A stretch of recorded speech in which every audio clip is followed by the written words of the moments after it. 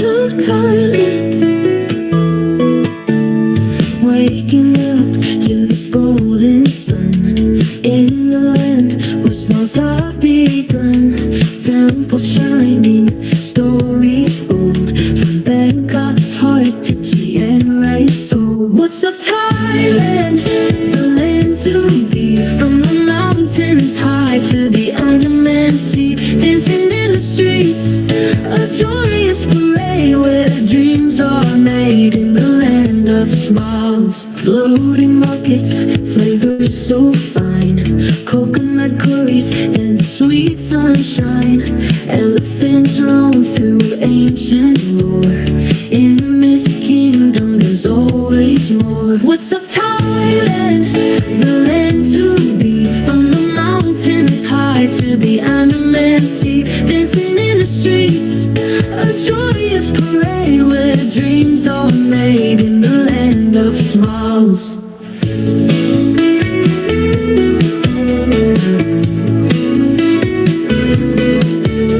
Floating markets, flavors so fine, coconut curries and sweet sunshine. Elephants roam through ancient lore, in this kingdom there's always more. What's up Thailand, the land to be, from the mountains high to the Andaman Sea, dancing in the streets, a joyous parade where dreams are made in the land of smiles. What's up Thailand, the land to be, from the mountains high to the Andaman Sea, dancing in the streets, a joyous parade where dreams are made in the land of smiles.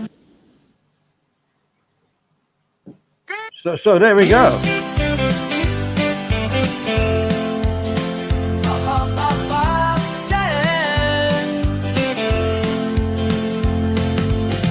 Every Friday, 4 o'clock's the aim.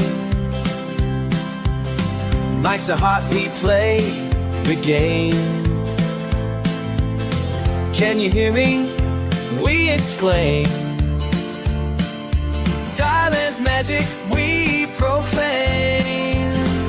What's up Thailand? What's up Thailand? We're coming live, yeah. What's up Thailand?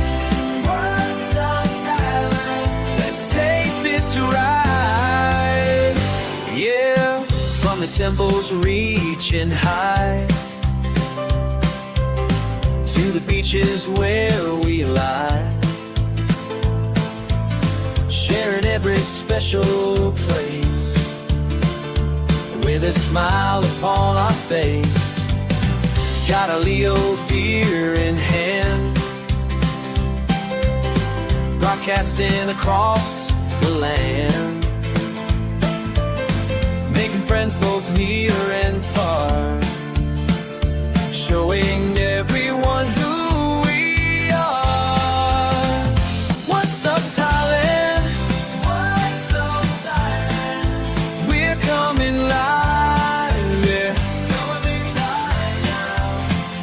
What's up Thailand? What's up Thailand? Let's take this ride, yeah. Remember when we first began, just a camera and a plan, and look how far we've come, spreading joy to everyone. What's up Thailand?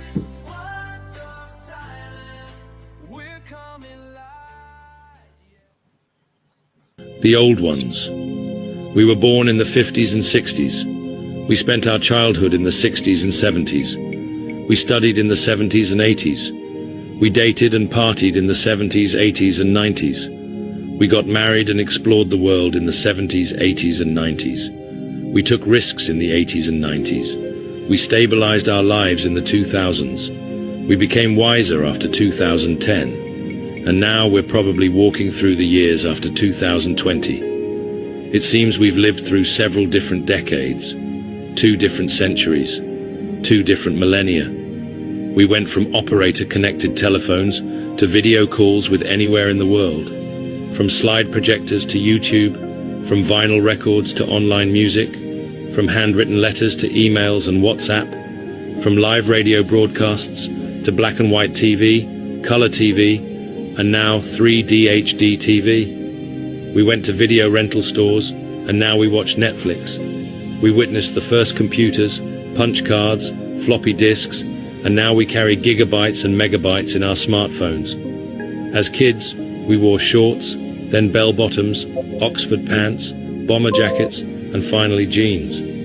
We avoided polio, meningitis, swine flu, tuberculosis, and now COVID-19. We rode roller skates, tricycles, bicycles, mopeds, petrol or diesel cars, and now we drive hybrids and electric vehicles.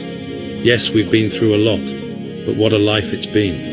You could call us specimens, people born in an analog world who grew up in the digital era. We've truly experienced a lot. We're witnesses to everything. Our generation has literally adapted to change. A big round of applause for this entire generation of exceptional people. It will be one of a kind. Wow, that's excellent. That's excellent. Don't know if anybody can hear me at the moment. Oh, okay. Yeah, we're all right.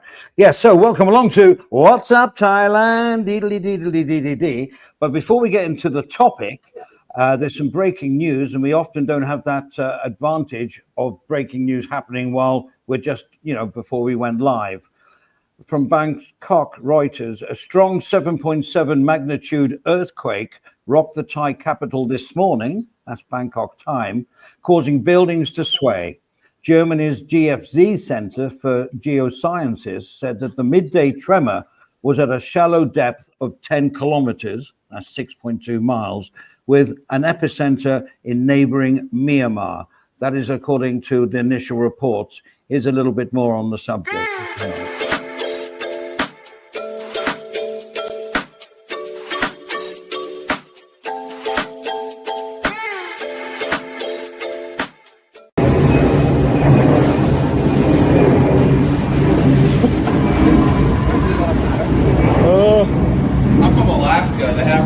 Oh, so you're quite familiar? But that's a pretty big one. That's like a six, right?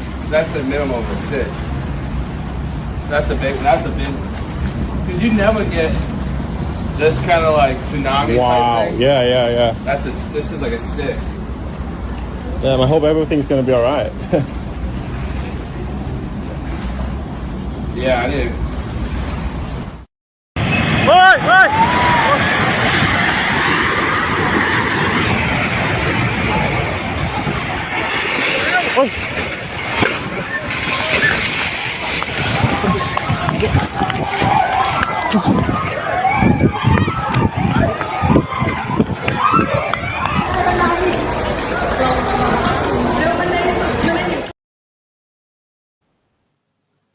Well, there you go. We've had loads of video footage that we just couldn't get to air in time, but there's some even more shocking, some pretty, amazing, dramatic scenes of buildings collapsing. One on the highway with all those street lamps, they're every sort of so many meters. They were swaying like a tree in the breeze.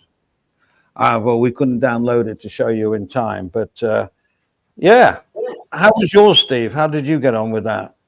Well, as I said just before we came on air, the weird thing is I'm actually closer to the epicenter than you are. I'm 60 miles north of you, 70 miles north of you. And it's in sort of central, the epicenter, as far as I can tell, it's all a bit fluffy at the moment. But as far as I can tell, the epicenter was in sort of central Myanmar, which is north of me. It's almost Chiang Mai way, it's getting that direction. But I mean, it was, I've said it was just weird. It almost felt like I was just a bit drunk. The whole planet moved, but I didn't know whether that was because I've been on antibiotics for the last 3 days or what. I'd only had one beer, but it was very weird. And my wife's sitting in the living. I'm in my office, and she's in the living. I've got all the children in here, and they're playing. They didn't notice anything. My wife's in the living room, And I went after you. If you hadn't have said, Andy, just had an earthquake, and I hadn't have watched any news, I wouldn't have even known it. I would have thought it was just me being an idiot. Well, I was when you said sorry. No, go on. When you sent that line message to me saying, or a group line saying, "Oh, we've just had an earthquake," it suddenly all clicked, and I went in to see my wife. I said, "Did you feel the earth move for you?" She's no, that's never happened, Steve. No, I'm joking. That was a good joke, Andy. Come on. Moved under my feet. I said, feet. "Did you feel the earth move?" And she said, "No, that's never happened. Don't kid yourself." But she said she honestly thought she'd just had a little bit of a, hot weather, bit of a headache. She felt a little bit weird, but it's weird that you suffered it really much more in Bangkok. Well, let's put it into context. I was lying on the sofa, 2 Leos in, watching something, da-di-da-di-da-di-da, and all I heard was the ding, ding, ding, ding, ding, ding, and we got in our cabinet glasses with, I don't know, like beads that dropped down on either side of it, and they were just saying cheers to each other, going ding-a-ding-a-ding. Then I heard bong, bong, bong, bong, bong, bong, bong. So I went in to the kitchen, and all the pans are sort of swinging around, not dramatically, not like the Holocaust, not like The Exorcist or anything like that. No, but it was like, and then the maid who's praying to every god that ever existed comes in and she goes, I had got absolutely no idea what she was saying. I just said, cool palm. In the meantime, I got from Chris, that was the swimming one where he was at his health club. And then they all started coming in, and then I knew it had been an earthquake. But up to then, I don't know. I think it could have been me or a bit of breeze. I thought it was the wind. Yeah. I thought, we're up for a storm or something. And I forgot that. I did exactly the same. I looked outside into the garden to see if the trees were blowing, and that threw me. I can't see any leaves blowing. What's happening here? Well, I've had one experience with earthquakes a long time ago. I was working for whatever, and I was on the 12th floor, and we had a tremor, and that was quite. Well, I wasn't terrified, but I got dizzy, and I had to get down onto the floor. That's how bad it was, and then I crawled under the desk. No matter what good that would be, but I felt dizzy, lower pressure or whatever, and the swaying, and things were swaying. The horizon was like on a boat, And what was it like that in the war, Andy? When the German bombers were coming over? Yeah, you got that air compression. Not that I would know. Yeah, you get back in your box, Stephen. Now stop it. So, Clarky, did you feel it? Hey? Did you feel it in Tasmania? It was a bigger. No, I don't. Yeah, no. Have you ever been in an earthquake, Stephen? Yeah. There was one in Melbourne many years ago. It wasn't too bad. I think one in Bangkok. That's my first experience of an earthquake. Oh, really? Well, that's pretty wild, But here's the thing: we haven't heard about any casualties yet, thank God. It was a tremor. And after the last big one we had, of course, all the news stories were the government are looking into all structural buildings. They're going to be earthquake safe. And my wife's building was certified, earthquake safe. It depends on how the size of the earthquake, to be honest. But you know what I'm trying to say? So they did take that. And maybe, I haven't heard. Yeah, those 2 buildings, as Johnny said offline, they were under construction anyway. They weren't fully fledged open. I would bet somebody has died in that collapse. Must have done. It reminded me of 9/11. You see all the people running away from it. Yeah. You see all the people running away. So if all those people are running away, the odds are there were people closer to it that never got, because it came down like thunder. Well, didn't it? I don't think it comes down. I think it goes up, doesn't it? I'm not an earthquake. Yeah, I've had 5 seconds of an earthquake. I'm now an expert. No, I don't know.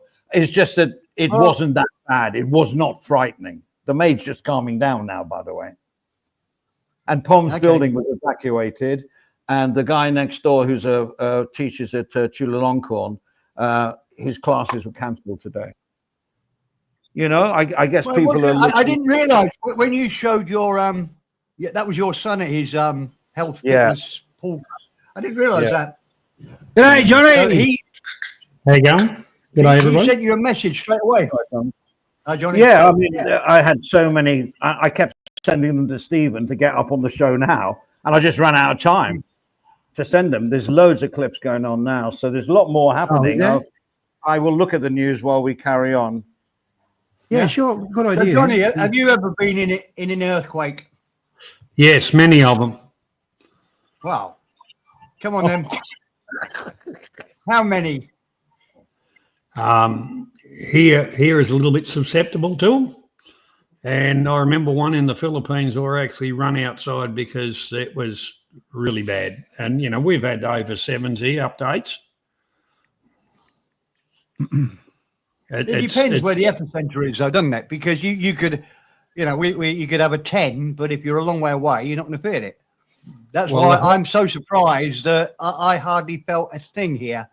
And yet I'm 60 miles closer to the epicenter than Andy, than Bangkok. We get bad ones in Tasmania, Steve. Yeah. Yeah, we used to be connected to the mainland. Yeah, and that's when Shake, Rattle and Roll came in. We got rid of Tasmania. But anyhow, cut a long story short, Myanmar was 7.1 in Mandalay, and it was actually felt in Cha'am as well. Well, didn't that tsunami start in Indonesia, didn't it? The one that hit Thailand pretty heavy, and a lot other.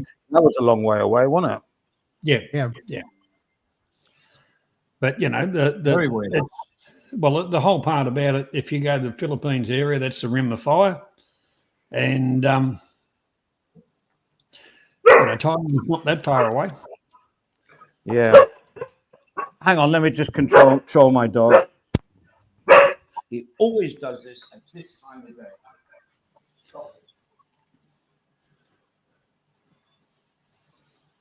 Oh. Okay. I got a video coming through. Excuse me for a second. Might be out. You got another video of the earthquake? Yeah, hang on, mate. I'll turn off my mic for a second. All the wrong buttons here, Andy. Well, that's not my fault. Don't blame me. They're the right buttons. They're just not necessarily in the right place. Yeah, I thought we were going to get into the This is true. It's not my fault at all. What are we doing?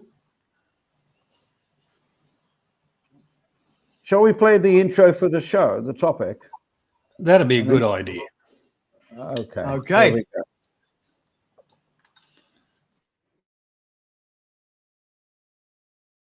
There are 7 continents from which to choose our retirement location. We can obviously exclude Antarctica. Too cold. Australia. Too many Australians. Africa. Too dangerous.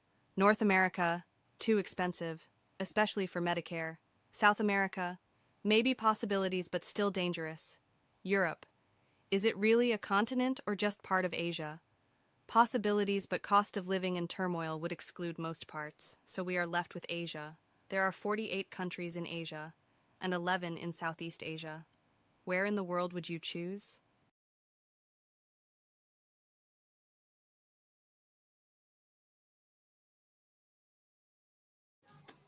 Die with a Smile, great name for a song. Leaving your own country is a big deal in life, but die with a smile on your face, is that what it's all about? The best places to retire and focusing on quality of life, healthcare, and of course, there's always happiness. Baby boomers, retirees, or near retirees seeking to retiring abroad can be a fantastic way to stretch your retirement dollars and experience a new culture. Whatever, that's what we're going to discuss. If you want to join the chat, that's fine. If you want to come on the panel and give your experience, that's even better. I'm very limited to this because I've only really lived here or England, and England was 45 years ago. So I'm not sure, but I do know what people should do before making that decision. But anyway, what do you reckon, Johnny? You know, I've spent a good amount of time in the Philippines. And Thailand, as you know.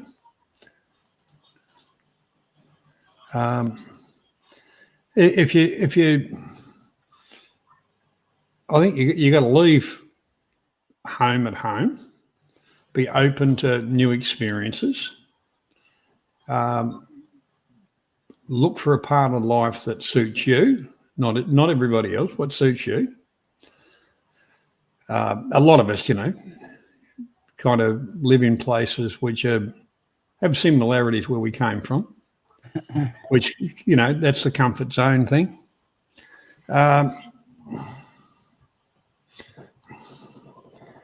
But it comes back to, a partner as well, a wife, partner, whatever. I mean, I would say that the foundation of somebody retiring is all about money. If you had an endless budget, you were wealthy and you've retired and you've got millions in the bank, maybe you wouldn't choose Cambodia, Vietnam, Thailand. Maybe you would choose Monaco or Dubai, but I think we're talking about the modest man that's worked his life, got his pension, maybe a side pension as well. And they have to work out the interest they get from that, whether they can live in the country that they want to live in. To be honest. Don't discount Lao because sorry, for sure. Because Lao is actually, it's further behind the others, but it's still, the old style of slow and easy and stuff like that. Yes, you got the touristy type areas, but the whole thing about it is where's your money going to stretch? That's one thing. If you take this country, it's stuffed, and hopefully it might get better. Meaning Australia? Yeah. With the little clip, don't come to Australia because there's too many Australians. I disagree with that. There's bugger all Australians. It's all imports. That was only a joke, Johnny. But the thing about it is, for me, I could settle in Thailand fine. It wouldn't worry me. Different people have got different wants and needs. Now, Craig, for instance. Let's get back to the just comparing them though. You've lived in the Philippines for much longer. I'm very similar to Andy. I've lived as a long-term tourist in other places, but I've only really lived permanently in Thailand or England. So it's tricky for me to really compare because there's a huge difference between staying somewhere for 4 or 6 months and living there permanently. Correct. I'll agree with you 100%. What would you say? How is there anything you would say that the Philippines? Because I know you've got a bit of knowledge here. The Philippines beats Thailand. Look, the Philippines has got some wonderful scenic places and things like that. But the Philippines is a very poor country. Getting around is not as easy as in Thailand. It's, in my opinion, more expensive than getting around in the Philippines than Thailand. Philippine cuisine is, if you want to eat out of a garbage can, fine. I reckon it's shit. Unless you want to pay up, which you pay in Western prices, so you may as well stay at home. Well, the thing about all of them, though, John, is the infrastructure. The infrastructure is not there. Thailand has the infrastructure. Correct. The one thing about apparently shocking and the internet in Thailand in Philippines is hopeless. Because don't forget, it's made up out of islands and all the rest of it. But as far as Thailand, internet's wonderful. Electricity prices, are cheap. Water prices. Yeah. We got somebody that wants to come on here. Mark, good day, LOS. Can Mark, you just say yes, that's Mark. Yep, he's me mate. Mark? Okay. G'day, mate. How Swaddy you Cup, doing? everybody. G'day. I'm going good, Johnny. Yourself? Hello, chat. Oh. Thank you for allowing me to come on. Oh, cool. Cool. Been a bit cool over here, Mark. It's we haven't got really warm down here yet, but today was probably the first day. It's probably got up to about 33 down here. But as you know, Johnny, I'm not far from the sea, so we get that lovely breeze. The trees are always blowing here in my backyard. So Yeah. Realistically, you've got to admit you live in a shithole. You don't want, it's a place where no one should go.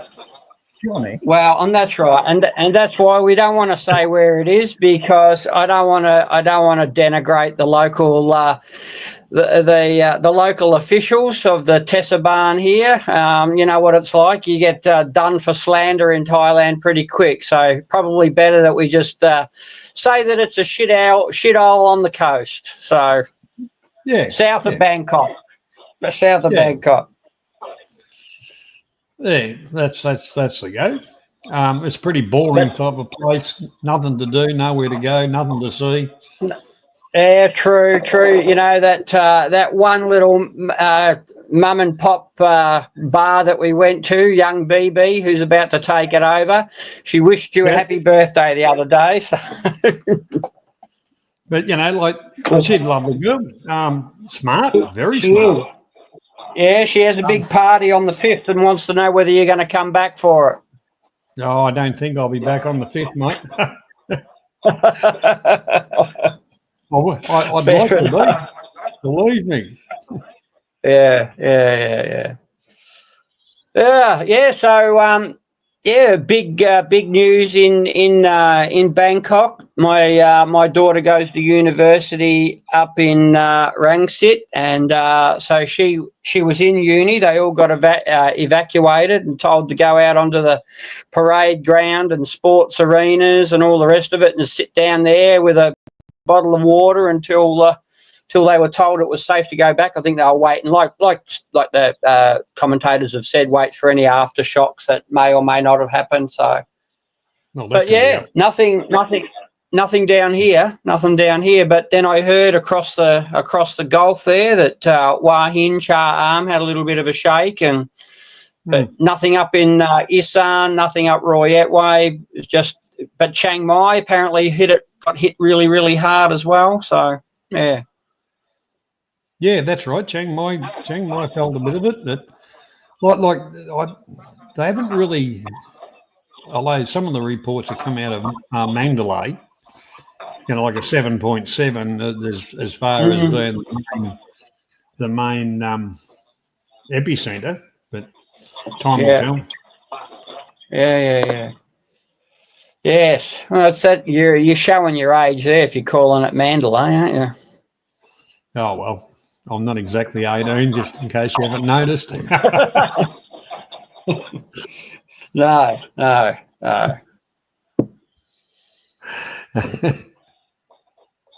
And so yeah, been a bit cool back in Vic, but I see that all you Australians are going to the pole soon, so that'll be exciting for you. Well, you'll have to.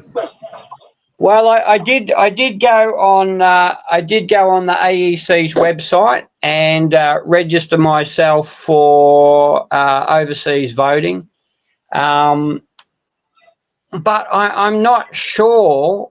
I think I might have to go to Bangkok to actually vote. I don't know whether or not the embassy will. I mean, other Australians that have been here during the elections, but I got a bloke here who's a FIFO. He's just flying back today, and he was here when they had the referendum last year, and he said he had to go to Bangkok. They wouldn't post it to him. He had to go to the Landmark Hotel on Sukhumvit there, down near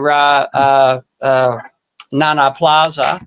And that's where he had to go and vote there. So whether or not they're going to force me to go up to the big smoke, I don't know. We'll see what happens. Yeah, excuse me, gentlemen. I just want to play a file, okay? File. Yep.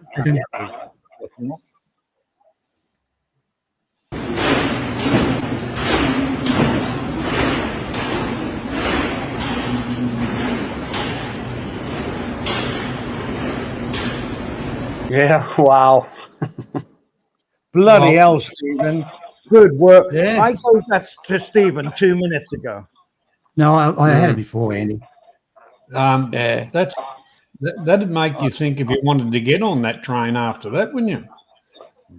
Can I ask Mark a question? Because I don't know Mark. He knows Johnny Certainly. and others. Are you retired or what is your status? No, I'm retired. Yeah. It's You're not my second retired here in Thailand. So it's my second time around. I retired during COVID. I retired in 2021. I just got sick of Australia, and I was very fortunate. I was very fortunate, Andy. I was allowed to work, and I worked all over Australia and offshore and stuff. And then my contract was back up for renewal in April of 2021. And they said, "Do you want to renew your contract?" And I said no. And then it took me. It took a couple of months because I had to apply to the Australian Border Force to leave the country back then, and that took about 6 weeks to get permission. And then once I had the permission to leave and sign a stat dec that I'd never return.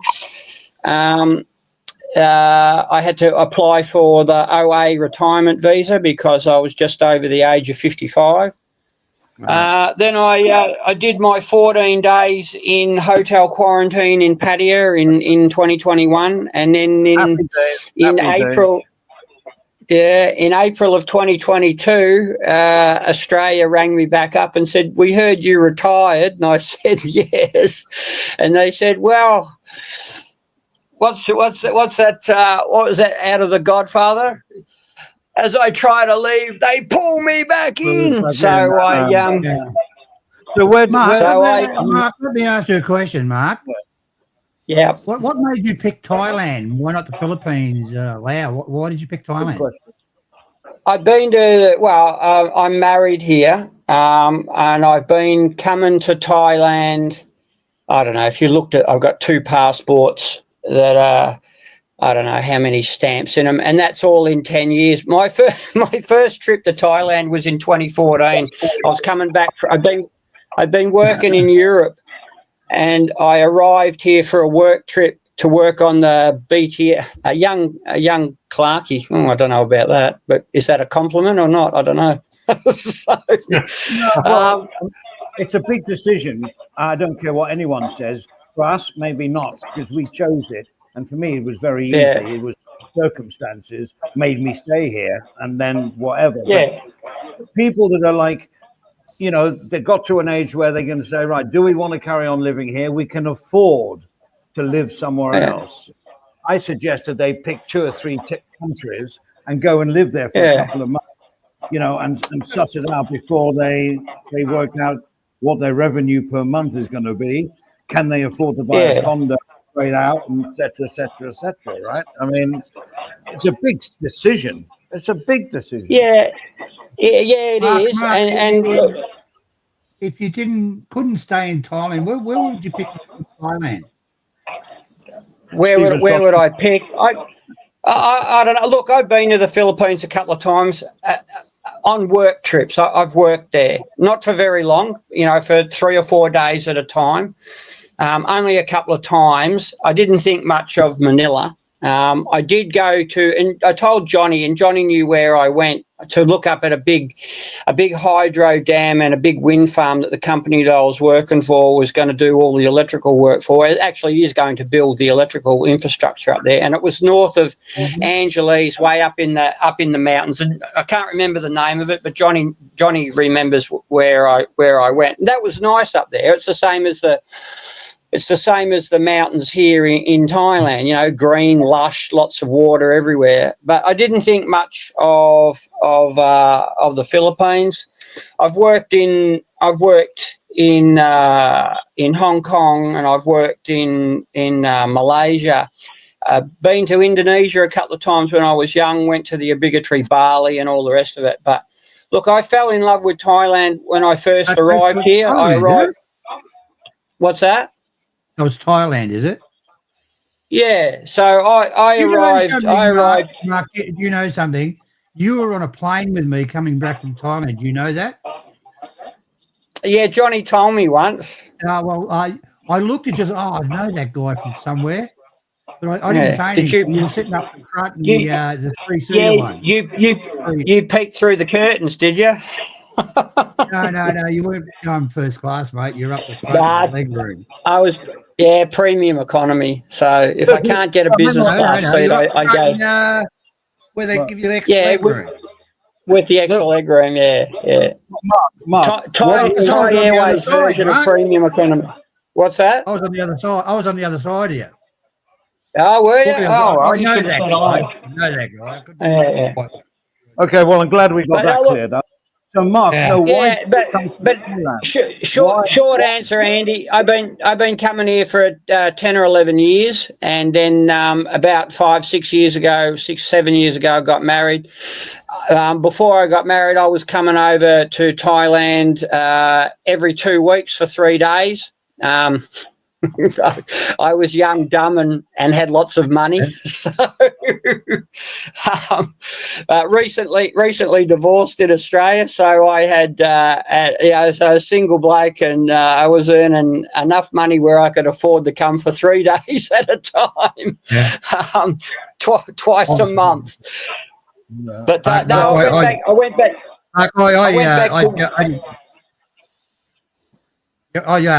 I went back after 3 days. I come back to Melbourne in the middle of winter. I booked another ticket and jumped back into Thailand for another 3 weeks. Yeah. Look, when I started back here in April, I worked out with my employer that I would work 2 months in Australia, then I could work 1 month from Thailand. So over the 2 years and 9 months that I went back to work, I had something like 15 trips out of Melbourne and 15 trips or thereabouts out of Suvarnabhumi. So it got to the point where I started to where the airline staff started to recognise me. So I thought, that's enough. And again, when that project finished in December, I said, no, that's enough. But I don't get a pension. I live off my meagre savings. I hustle pool. That's good to know. Not very well, but you do know we're walking street in patio, don't you? You can go down and get there a couple of bucks down there. So no donos from Mark. Right, let's write that down. Right, blacklist it. But it's weird, but there's a Thai Norwegian company here that rang me last week and asked me to knock up a resume. So they want me to work for them 4 or 5 days per month, and they want to pay me 20,000 baht a day. So we'll see what happens with that. So, like I said, I'm on an OA visa, so they said don't worry about that. We'll get you all the proper paperwork for all your visas and everything. So I thought, all right, well, let's see what happens. Whatever money comes flying in through the post, you still chose Thailand because the cost of living suited your budget. Is that correct? Well, and I got a family here too, Andy. So it was and during COVID. Look, my plans before COVID was have my wife and daughter move to Australia. COVID threw all those out, and I sat down and we had a long, hard look at ourselves. And I'm a bit older than my missus, and it's easy for me to integrate into Thai society than what I thought would be for my wife and daughter to integrate into Australian society. Now, Johnny, if you ask my missus, can she speak English okay, she'll say, nit noi. But Johnny can understand her, maybe because Johnny has got a Thai wife, but all of my other Farang mates here, they all can understand her perfectly. She's got a huge grasp of the English language and all the comprehension. My daughter's in uni, so part of her university degree is that she must pass English. She talks English better than what I do, so... But it was just easy. It's easy I look, and I know Johnny and we've known each other for years, and I'm sure I've asked him how did his wife go integrating into Australia, and I know she's integrated well. She holds down a great job. I've met her once or twice. She speaks really, really good. She can do it. And she's got regular trips back to her family, and I know that she's got family members that are in Australia, so that makes it easier. But for my missus, anyone that's had a Thai partner knows that the family bond is really, really strong. And so I just thought during COVID, you know what, it's easier for me in my 50s. With no real strong family connections here, to move to Thailand. Yes, money, because I'll be living off savings until I can access my superannuation.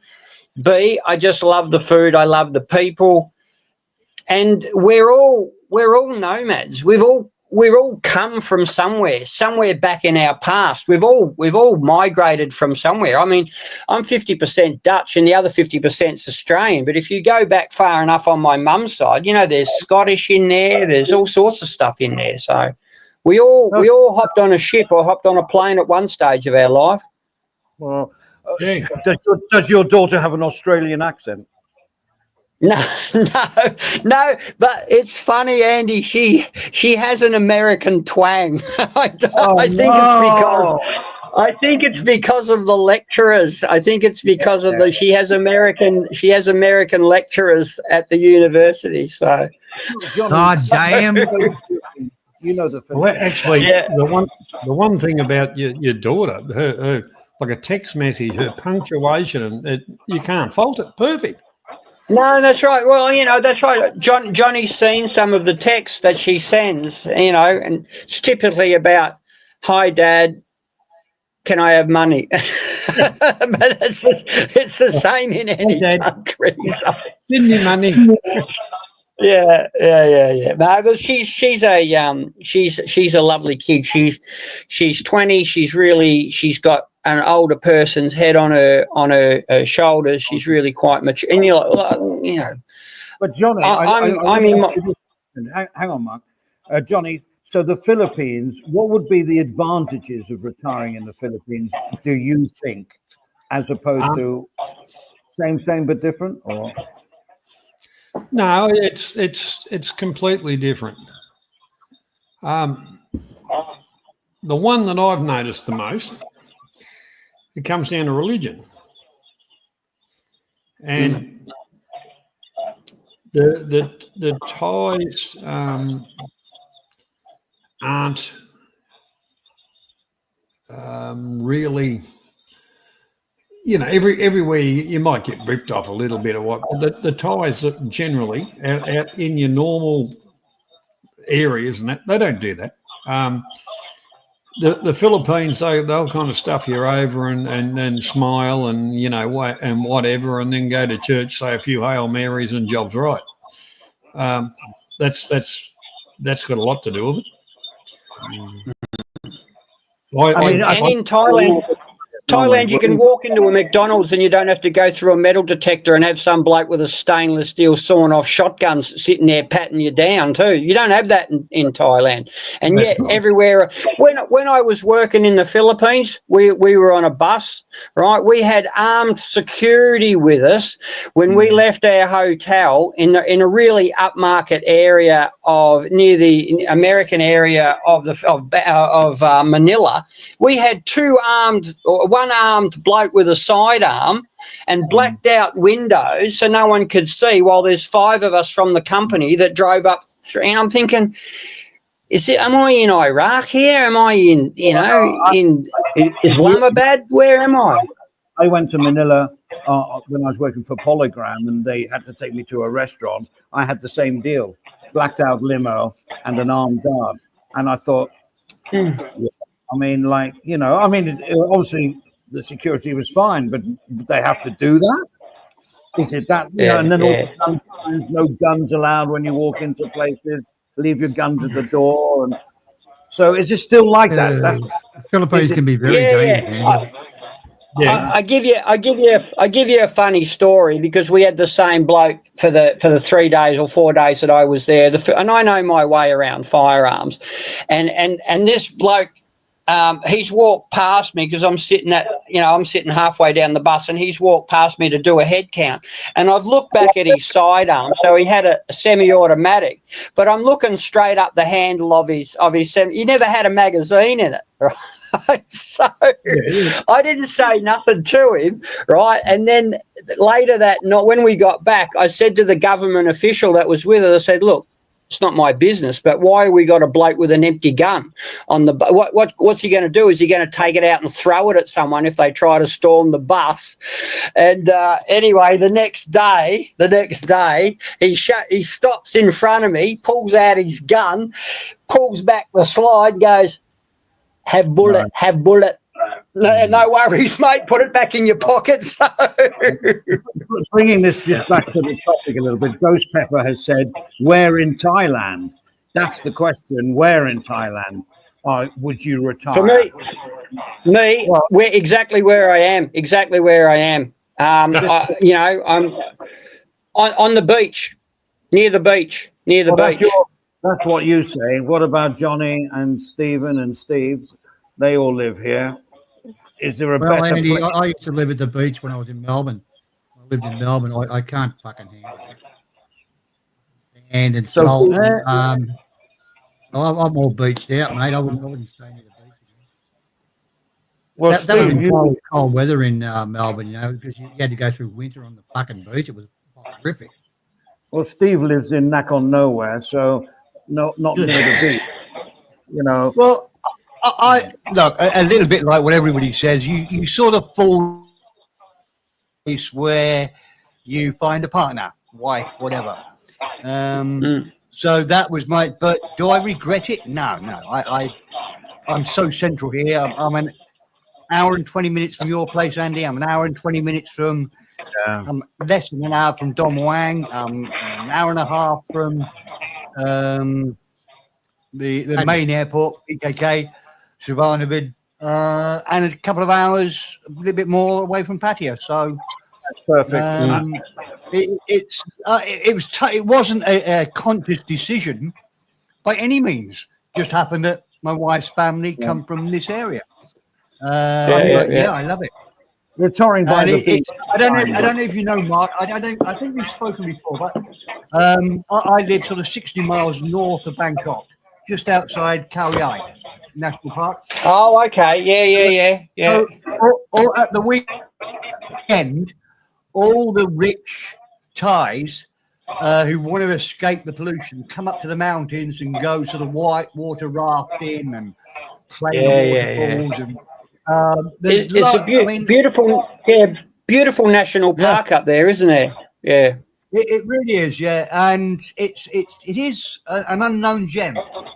I mean, when I first came here, honest, 20 odd years ago, I was the only Falang in the city.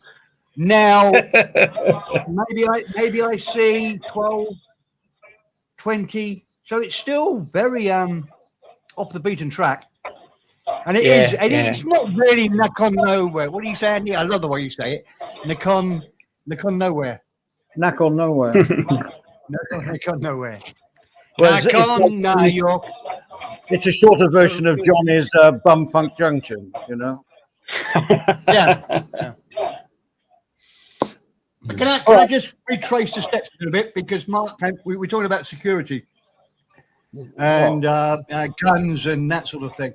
Mark, I think that is the biggest advantage of Thailand is that I feel safer walking around my city in Thailand, Nakhon York or Bangkok or Pattaya at 3 or 4 o'clock in the morning than I ever would dream of thinking about walking around my fairly nice city in England. Thailand is so ridiculously safe. They have a huge respect for older people anyway. If somebody gets mugged, an old pensioner gets mugged as they're leaving a shop or something, it's national news here. Yeah. You know, absolutely. 70-year-old Thai woman gets mugged by a couple of guys on mopeds. National news. England, Yeah. it doesn't even hit the local news. That is happening all the time. You know, people getting mugged on the way back from the post office. Anyway, I think that's almost as important as cost of living, quality of life. I think the fact that you're not scared to live here at all. Not at all. No. Everything about it is don't misunderstand me. There are still mafia here. There's still bad people. If you're an idiot, you're going to get fucked up. But if you're just half reasonable, it's so much better than your own country. I don't know what Australia's like, but I would imagine it's similar to England. You don't want to walk around dodgy places 2-3 o'clock in the morning. So no. Anyway, I shut up. No, my advice for anybody thinking of another location to retire is maybe pick 1 or 2 locations from research and then go and visit them, but not spend 2 days there, spend a month, 6 weeks, 2 months, and get into the beginning of that country before you make a decision. You know, financial and that is absolutely terrific advice. And the biggest thing, you know, I've had 2 goes at living here. As I said, the first time lasted 10 months, and now I've been here since, well, basically for the last couple of years, but as a FIFO. But the biggest thing that you've got to do is leave any of your attitude and any of what you expect in your own country and your home and your attitudes in your home country. You got to park them at the door, park them at immigration when you come through, because Thailand, whilst it's an idyllic place and you know, it's beautiful blue skies out there, and we don't get the smog down here really. Got beautiful blue skies and lovely temperate weather. Soon to be raining every bloody day. But it's not Australia, it's not England, it's not Canada, it's not New Zealand. It's Thailand, and they work at a different level and a different pace, and their standards to things. And I work professionally, and I just look at some of the quality of the work and stuff. But it's all different here, and you got to park that, right? If you don't park it, it'll do you in. It'll do your head in. It will. It will. You know, Mark, may I ask you a question? You have to answer it. Certainly. How old are you? I just turned 59. All right. Oh, so I've been coming here since I was about 48, 49. So. All right, then. I think it's time for a little bit of news, if anybody's interested. You know, in this day of GPS, where taxis can take you to your doorstep and everything else, how did this happen? Just think about it. How on earth did this happen? Well, okay, hang on a second. This happened. Kolan, I guess. You haven't got the sound on, Andy. Yeah, Kolan.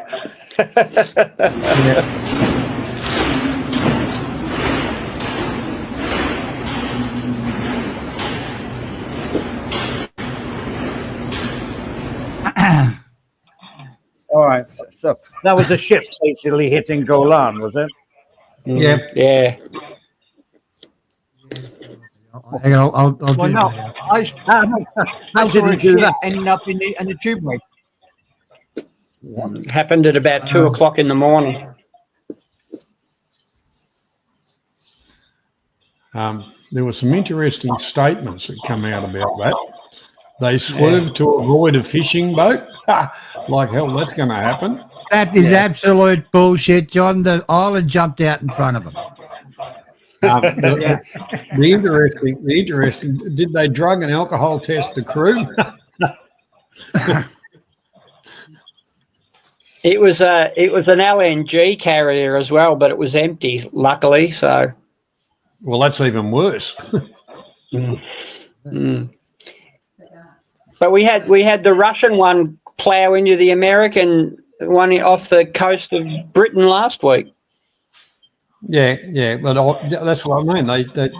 No, that was an English one, Mark. English American, I think. No, but it was a Russian. It was a Russian captain that got charged with manslaughter. Oh, it's not me. That's the earthquake thing. I'm getting so many videos in now. Some of the footage, we'll have to get it together. I'll send it to you. I'm sure you got some, Stephen. It's pretty bad in some areas. Anyway, what are you trying to play the boat, are you? I did it. I played it. Done and done.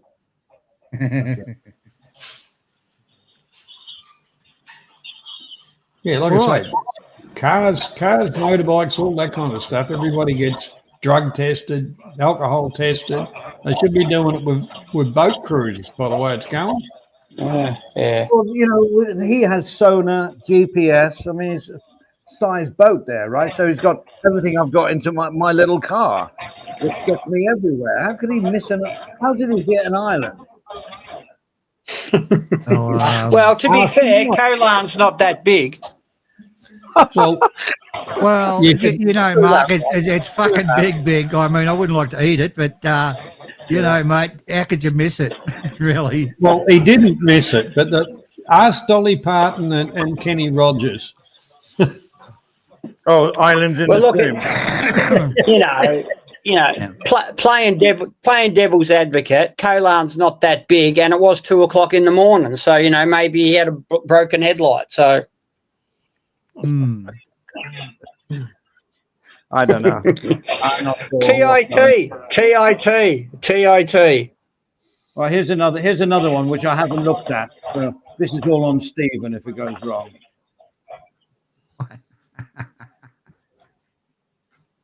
I don't know why I'm clicking on the files and it's not coming up straight away.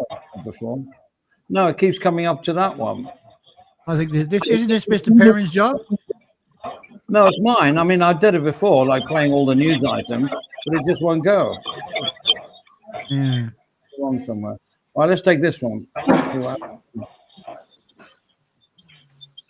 You're playing two at once. All right, how do I stop that for a start?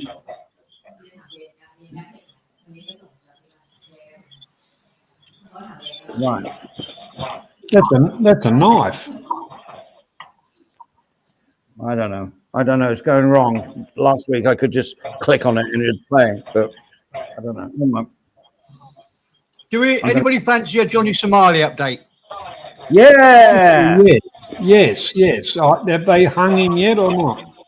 No, but it's quite. I'm actually out of StreamYards at the moment. Let me just get back in. StreamYards. Present video file. Click the sound. Hold on. Oh,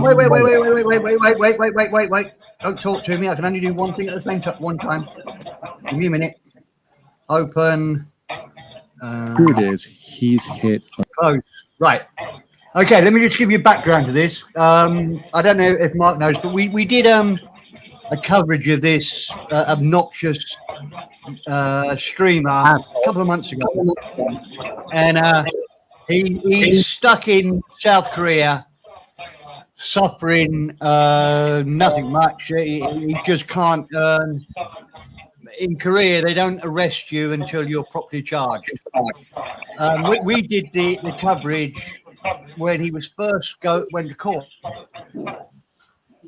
And they said that he was up there for 3 charges. He admitted guilty to the 3 horrendous, just insulting Koreans and being horrendous, pain in the ass. He's pleaded guilty to those 3. There was one more that he was surprised by. He's been charged with that this month. I won't tell you anymore, but the point is, lots of people are saying, "Oh, he won't go to jail." They'll just let him go rather than the Japanese did. It's all changed this week in that he's been charged with a fifth offence, and I'll let this guy explain it because he does it so well. And this guy has actually got Thai affiliations. He's called Legal Mindset. He works in Thailand, but has lived in Korea for a long time. So we'll just play this little update. Under Section There we go. 3. A person who commits the crime, so deepfake, by using an information and communication network.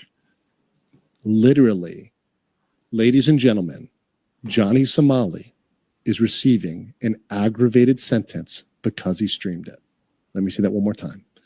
Johnny Somali is getting an aggravated sentence because he streamed it and because he put it on Discord, because he had to do it for the. I'm just going to go back a bit because I think I've missed the first bit of it where he explains the law. Sorry, guys. Here we go. Let's try again. Screw it is, he's hit under Section 3. No, a person who commits the crime, so deepfake, by using an information and communication network. Literally, ladies and gentlemen, Johnny Somali is receiving an aggravated sentence because he streamed it. Let me say that one more time. Johnny Somali is getting an aggravated sentence because he streamed it and because he put it on Discord, because he had to do it for the content, right? For the content. Self-own 100%. And look at how this statute is worded, ladies and gentlemen. Let's focus on this. This is the bit I meant. Shall be punished by imprisonment of not more than 7 years.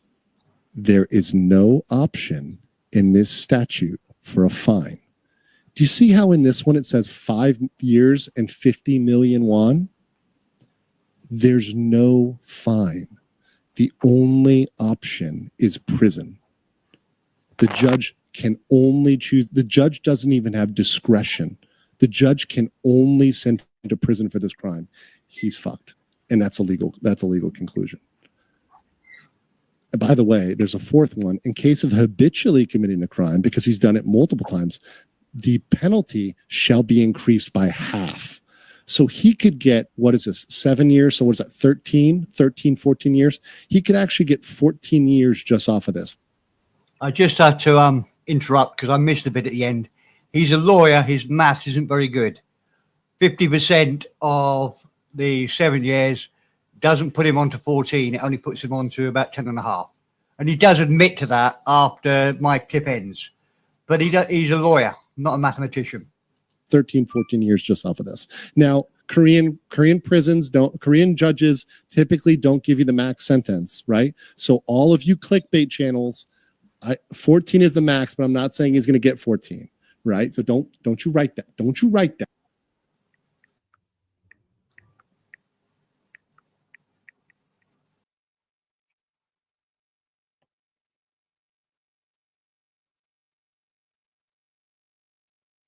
Breaking news.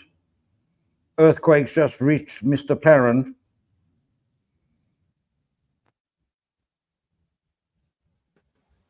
Oh, I excluded myself, did I? Hold on. Can you hear me now? Can you hear me, mother? Yeah. Right. No, the only point for that is I've heard a lot of commentators say no, he'll just get away with a fine or whatever. He won't get away with a fine anymore. He's definitely going to jail. I would guess for at least a year. Cabbage farming in South Korea. Best thing that could ever happen to him. Well, you're right. You know, the one part about it is he's been, you know, his case history is he goes around disgracing people for views. The Koreans aren't going to put up with that, and bringing up that section 2 where there's no fine attached, it's straight to jail. Do not pass go. Do not collect $200. That's perfect. That's where the bastard belongs. Yep. Did you know about this story, Gary? Has it come on your radar?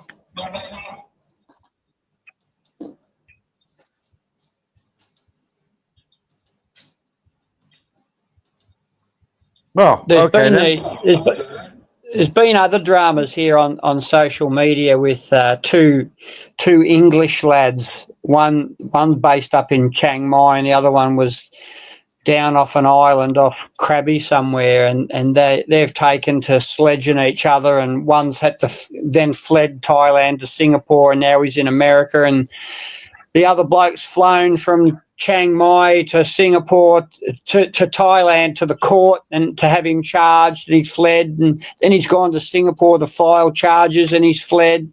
Thailand, it can bring out the best in people, but it can bring out the rat bag in people as well. Yeah, I think we all know that the best way to get along in Thailand is Sabai Jayan. Yeah, absolutely. You know, that's my motto. Even if you're getting ripped off, you just there's your money. See you later. I'll never see you again. You know. Yeah, that's right. It's not worth the hassle. Well, no, it's not worth the hassle on something that's pretty small. But big things can happen where you need a reaction, right? I mean, you can't let people get away with murder. Oh, some do, yeah. But I think these two individuals that I was referring to, they put their whole lives on social media, and as we all know, and you blokes have been on YouTube for a long time, and you get your haters and you get your trolls, and when you're on these other social media platforms such as TikTok and whatever else they use, they have a large young audience, and of course, you know, you're going to have part of the population's going to agree with you, and the other half of the population's going to sledge the hell out of you. And I think if you open up your life to public scrutiny like a politician or a CEO of a company, you've got to expect a bit of blowback. And I think that, you know, I've never, you know, I'll come on this live stream, and thank you again for the invitation.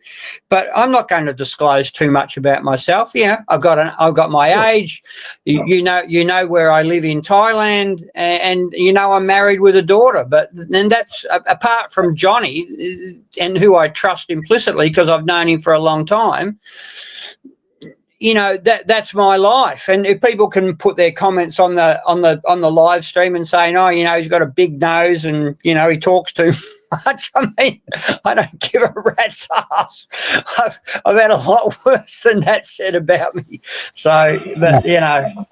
I remember that bloke that was staying at the hotel, and you said, I'll bring him along. And I said, you sure? Remember young George? Yeah, I ran into him the other day. He was grabbing a grab motorcycle from, there's a new 7-Eleven at the end of Soy Bar, and he must be still staying up the same hotel. He couldn't walk. So he grabbed a taxi because I was sitting out the front of the pizza bar there, and g'day, Mark. I said, keep going, mate, keep going. Oh, look, this bloke, he was half English, half Pakistani. And talk, he was like a machine gun. He just didn't stop. Talk underwater, he could. Oh, shit, yeah. God. Yeah, it was funny, but he would harm the fella and that, you know. No, but you know, talk about oversharing. He was showing Johnny and I pictures of his brother or him and his brother, and you know, trying to transport bloody drugs into the UK. And I'm thinking, with all the people that live in Thailand, all the British that have been nabbed over the last 2 weeks trying to bring 200 kilos of Mary Jane in suitcases into the UK, getting stopped at Phuket and stopped at Swanepoel. I'm thinking, I wonder if he was part of that, because he certainly had the brain capacity to be part of that. So. Mark, you seem to know all the nicknames for drugs, so I guess you're pretty much on the case here. You know? No, only what I read in the paper, mate. Only what I read in the paper. Of course, yeah. You ain't fooling me. You got a whole cartel going on up there. Andy, we grew up with dope, and it wasn't the drug. There was quite a few dopes around. Yeah. I employed a few of them as well. Yeah.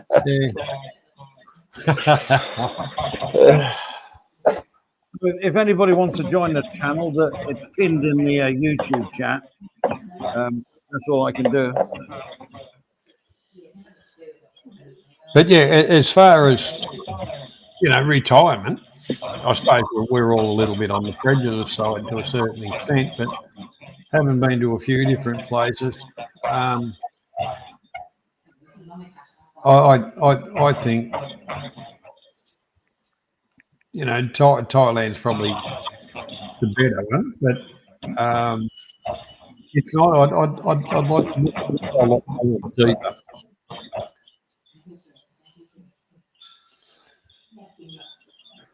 You know, we were talking about, I don't know what we were talking about places to retire and all that. Clarky, you lived sort of like Eastern Europe for a while, right? Well, quite a while. All right, back in the day. Would you retire there? Oh, he's left us. Okay, never mind. Good question. Shall I try and play another news story? Why not? Yeah, go for it. When you present them, make sure you click the sound thing over the little box down the bottom. Can't find G'day, it. Dan. How you doing, mate?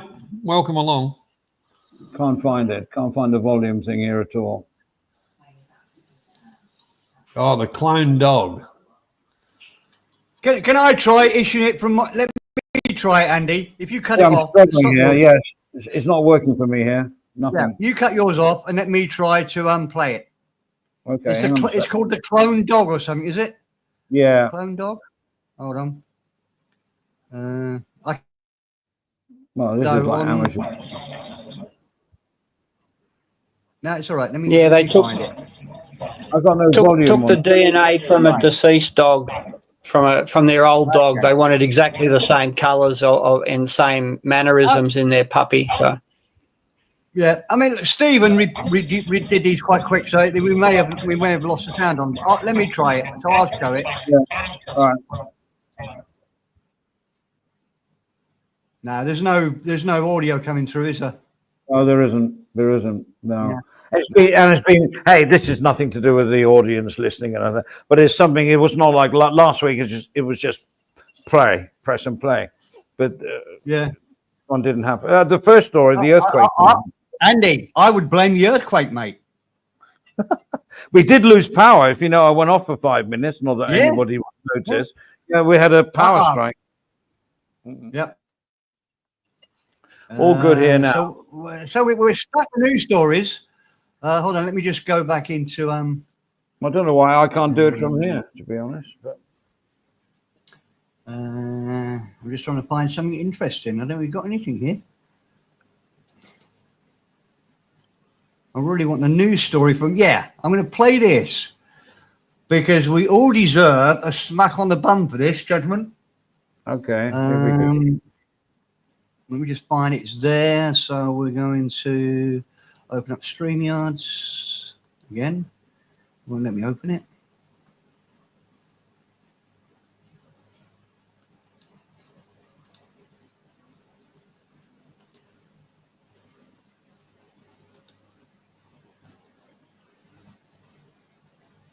Whistle while you work. That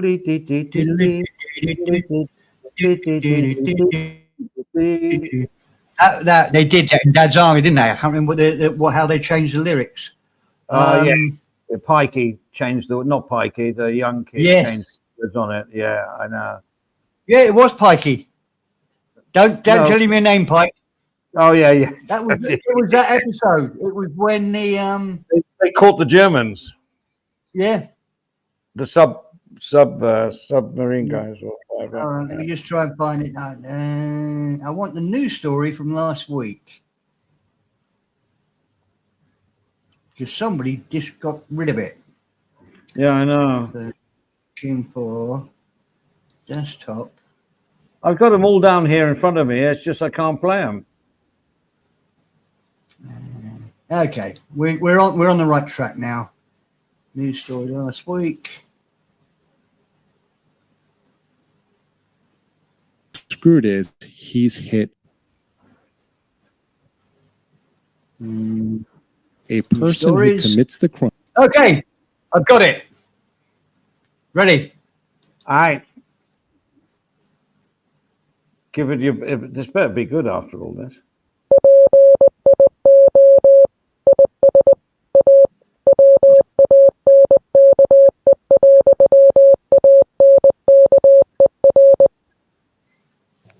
"60-day visa-free stays in Thailand are set to become a thing of the past after just 8 months trial period. This according to the Tourism and Sports Minister, who fully expects a return to the previous 30-day program. A combination of back-to-back visa runners, the increase in deadbeat criminal activity, and a review that shows that regular tourists rarely remain here for more than 2 to 4 weeks, has seen the state plan the flip back to pre-July last year, when the changes went into effect. No. Okay. Did you all catch that story? Well, yes, sort of. Yeah. Yeah. Right. We all fell into the trap that every other streamer and news broadcaster fell into. They heard the story, they jumped on the bandwagon and said, all right, we're going back from 60 days to 30 days. Gentlemen, we should have known better. They were just talking about it. Thailand always happens this same way. They talk about it for a while. Then it's months later when they actually say, okay, we're definitely going to do this. But everybody did the same. Look, I wasn't quite compos mentis last week, but none of us picked out and said, look, this could just be a bit of bullshit. So I think we have to be honest press and say, hold our hands up and say, everybody else made the mistake. We should have done better, gentlemen. We're looking for more next week. We did. We did. We did. They always run bullshit up the flagpole to see how it flies. That's it. And they're looking for feedback. They've been doing it for years until it's gazetted. I don't believe any of it. No, but it's a good way they can judge public opinion, you know. Oh yeah. So is it my fault? Did I just miss that you all said this last week? Because I wasn't quite here. Well, maybe. I didn't hear anybody say. No, I thought it was law. No, I wouldn't believe Paddy and News Group anyway, and unless it's gazetted, then it's fair income. Yes, all the rest is Johnny, just. but did you call it out? Did you call it out? I think I don't think did. anybody did. I didn't hear it. Okay. I think I did. Anyhow, doesn't matter. Receipts. Okay, gentlemen, I got some new footage. You want to look at it? Not the one I just sent you. Not the one I just sent you. No, I haven't looked at that one yet, Andy. Oh man, this was okay. Go for it. Right? Mm-hmm. Mix it up with a porn one. Yeah, don't flash Prime your Minister own channel, has bro. declared a state of emergency. Well, at least 43 workers are trapped after a skyscraper that was under construction collapsed in the... Who's got... That's the one I sent you. No, Andy, I fixed it. All right. I'll have to start again. So when you're putting them up, make sure you take them back down again. I haven't put anything up. Who put that one up? Not me. Oh? Hello. The Prime Minister has declared a state of emergency. Well, at least 43 workers are trapped after a skyscraper that was under construction collapsed in the Thai capital.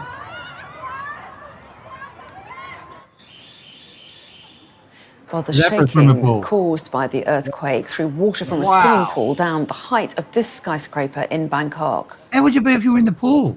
Still reeling from a devastating tsunami 20 years ago, and we have already seen some significant damage. One building has collapsed. We understand.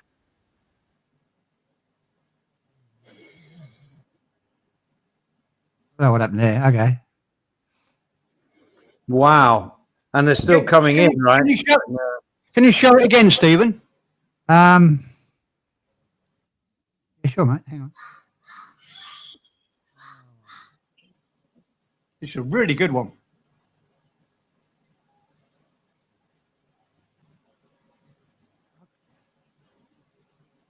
I'll remove all your old ones, okay? There's three. Yeah, I couldn't videos remove up. it. I couldn't It's on the remove three it. dots. All right, No. that someone set that one as a background, so that can't be removed. Right.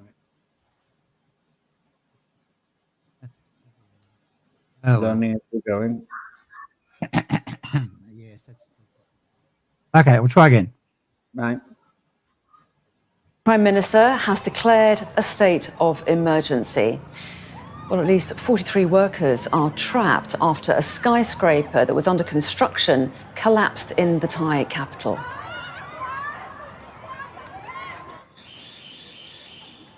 Well, the shaking caused by the earthquake threw water from a swimming pool down the height of this skyscraper in Bangkok.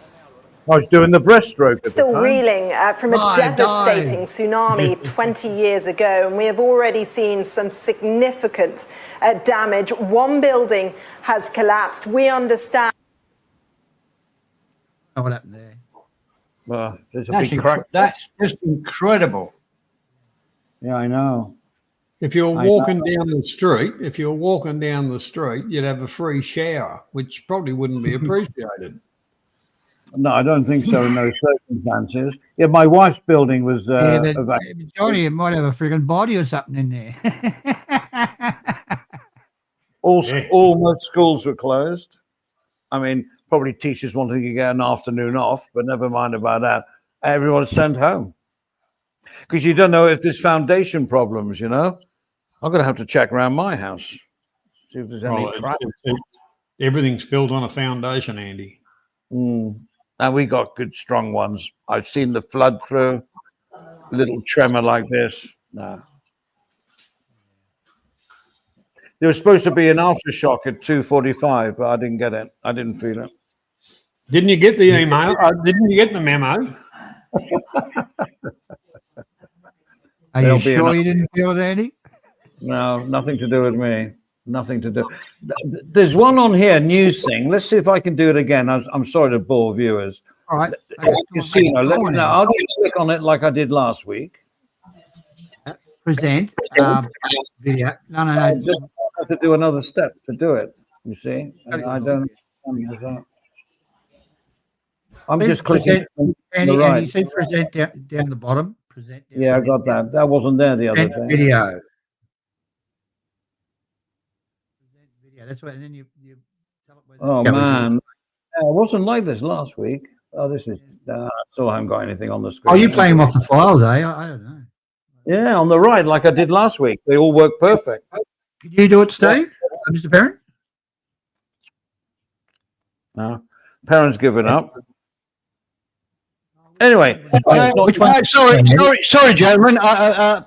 But there's a lot going on here. We've got people fighting with dogs and stuff. So, what was the question, Stephen? I just heard my name. Andy wants to play a file. He keeps. I think he's got to put as a background or something. No, I think you've downloaded them without sound, mate. I'm sorry to point the finger at you, but they don't work for me either. Whereas they should, if you put them in. I think somehow they've been downloaded without audio.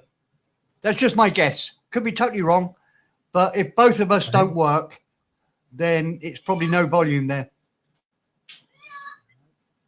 Yeah, if you've got the raw copy, present that. That'll work. 1 second. Wolfie says, I bet there was some shit left in that pool. Well, we don't always do what you do, Wolfie. You know, bit of decorum. I would imagine there were people in that pool. Which one do you want, Andy? Oh, okay. Maybe because it was midday, maybe nobody, but I don't know. I mean, can you imagine? Right. That would be lucky, wouldn't it? Wow. That would be so lucky if nobody was in that pool. Or, better still, as it shook, they were kicked out of the back of the pool into maybe the towel area or the shower area. And as it went forward, it was just water going out the front. Jesus, wet. That would be With them. super luck. Yeah, you were kicked out of the pool before you were thrown 300 meters to the floor, 300 foot to the floor. Yeah. I think I believe in Jesus after that. Oh, I've always have, but that's a story for another day. But yeah, Dave the Dasher, Johnny, great buddy. I was on my phone and typed last hello wrong. All right, never mind, Dave. We love you. Don't worry about it, mate. Whatever.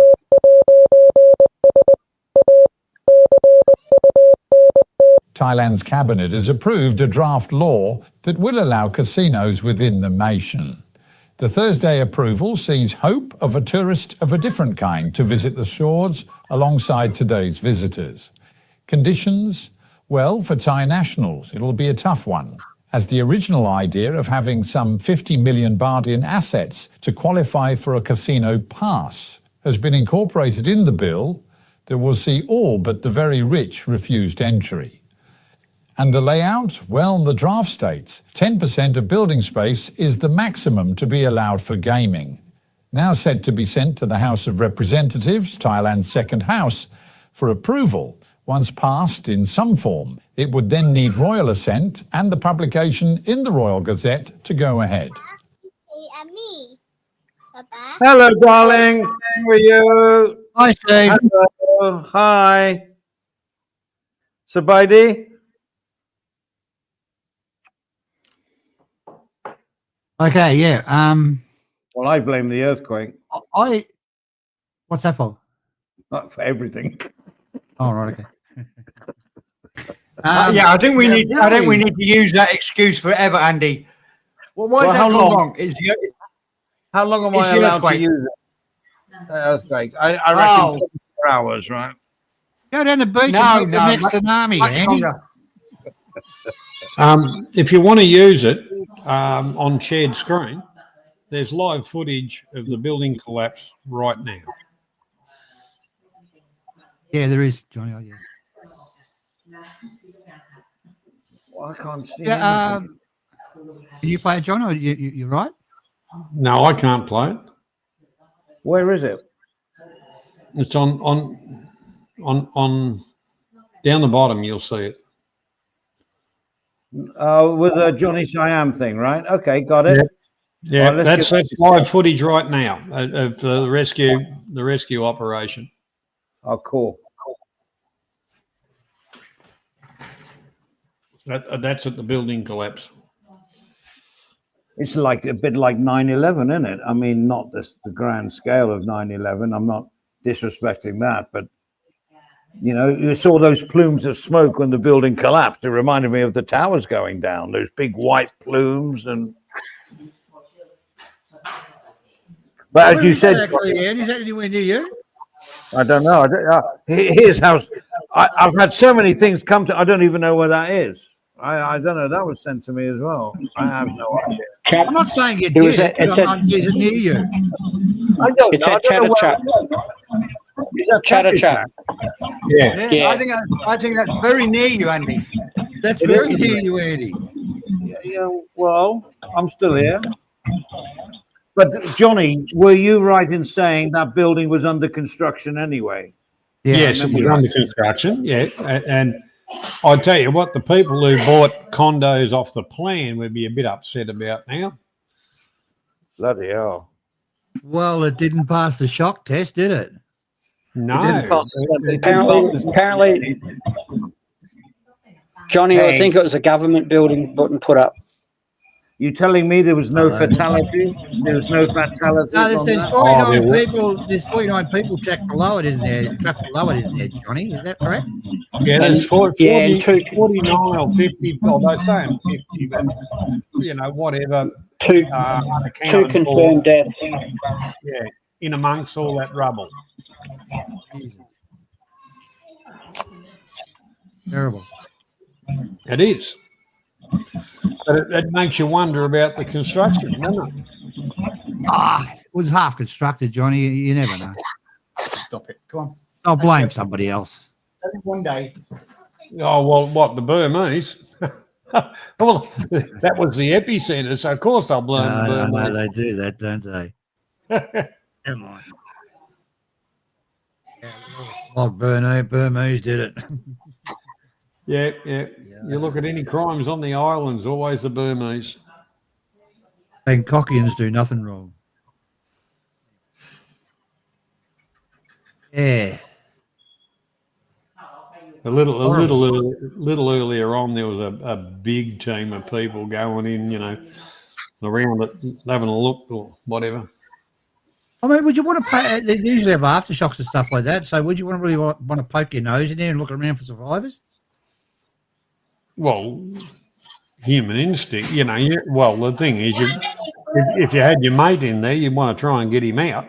But by the looks of that, the whole thing was pulverised. So I don't give a lot of hope. Oh, lot of it come down or what? The whole lot come down? Yeah, well, that's the bottom. That's the ground level. That's everything on top of it. At the top floor, is it? Yeah, well, when you look at that, that's what I'm saying. The construction wasn't real bloody good. Surprised nobody even stood up for that long.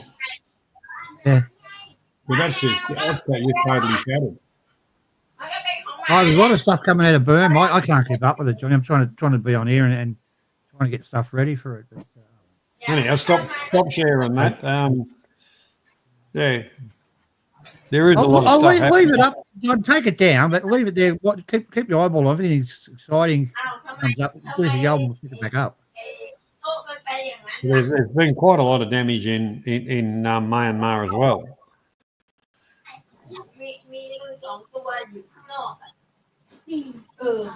Right, you want it off there, John?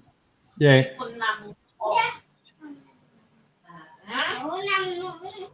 Yeah. เดี๋ยวอะไรก็โทษแต่เขานี่ถ้าพ่อแม่เขารู้นะพ่อแม่ไม่ให้มาหรอกเจ้าของบ้านแบบนี้ What are you doing in my office, son? Hey. ไม่เป็นไรนี่ Oh. One day.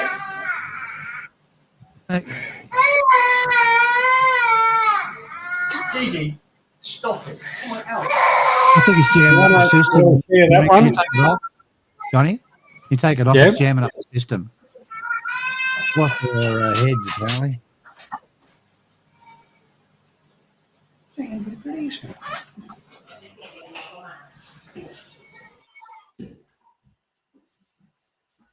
We'll go back to the start.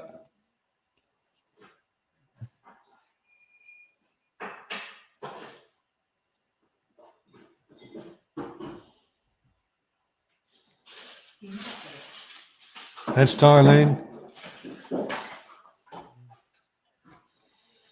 Hey.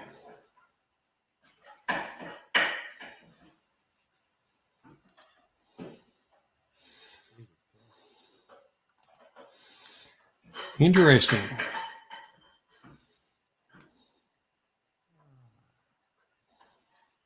Yeah, I'm getting like messages from my family. Are you okay? Are you okay? So the media is like, as always, it's not the same as us living here. You know what I mean? I know, well, maybe something's gone on really bad, but it's not that bad. But to them, it's like 9/11. Oh, are you okay? How's Tom? Which is lovely. But Tell the truth, Eddie. Tell the truth. What do you mean, am I okay? I've lost your teeth. Me bottle of Leo fell over. It's terrible. Yeah. No, but I hope there's, the casualties will come later for sure. Somebody I must hope have not, lost. mate. I hope not. Well, I'm sure someone has. I mean, Johnny just said 2 died, so. and all the other clips, I've just had photos of videos of things shaking. You know what I mean, like the BTS train, but no demolition type thing. So only that tower that went down was the most severe thing I've seen so far. I got a big news roundup that I sent to the group, but don't play that now. I don't know about copyright, but apparently my son sent it to me. He said, this is it all in summary as from like just an hour ago. Well, I haven't listened to it because I'm here. Anyway, that was my excuse for not doing my job. Center of the earthquake is in Myanmar. Yes, Wolfie. Yeah, we got that.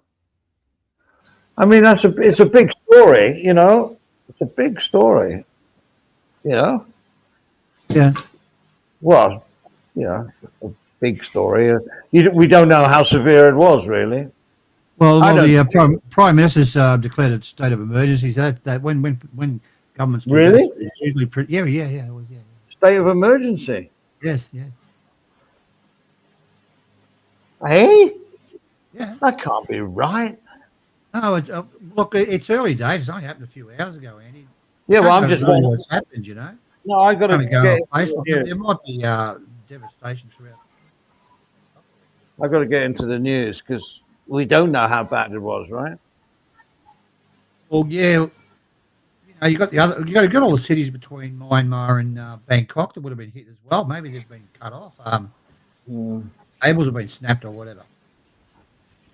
I haven't seen any news. Hold on, am I live? Hold on. Yep.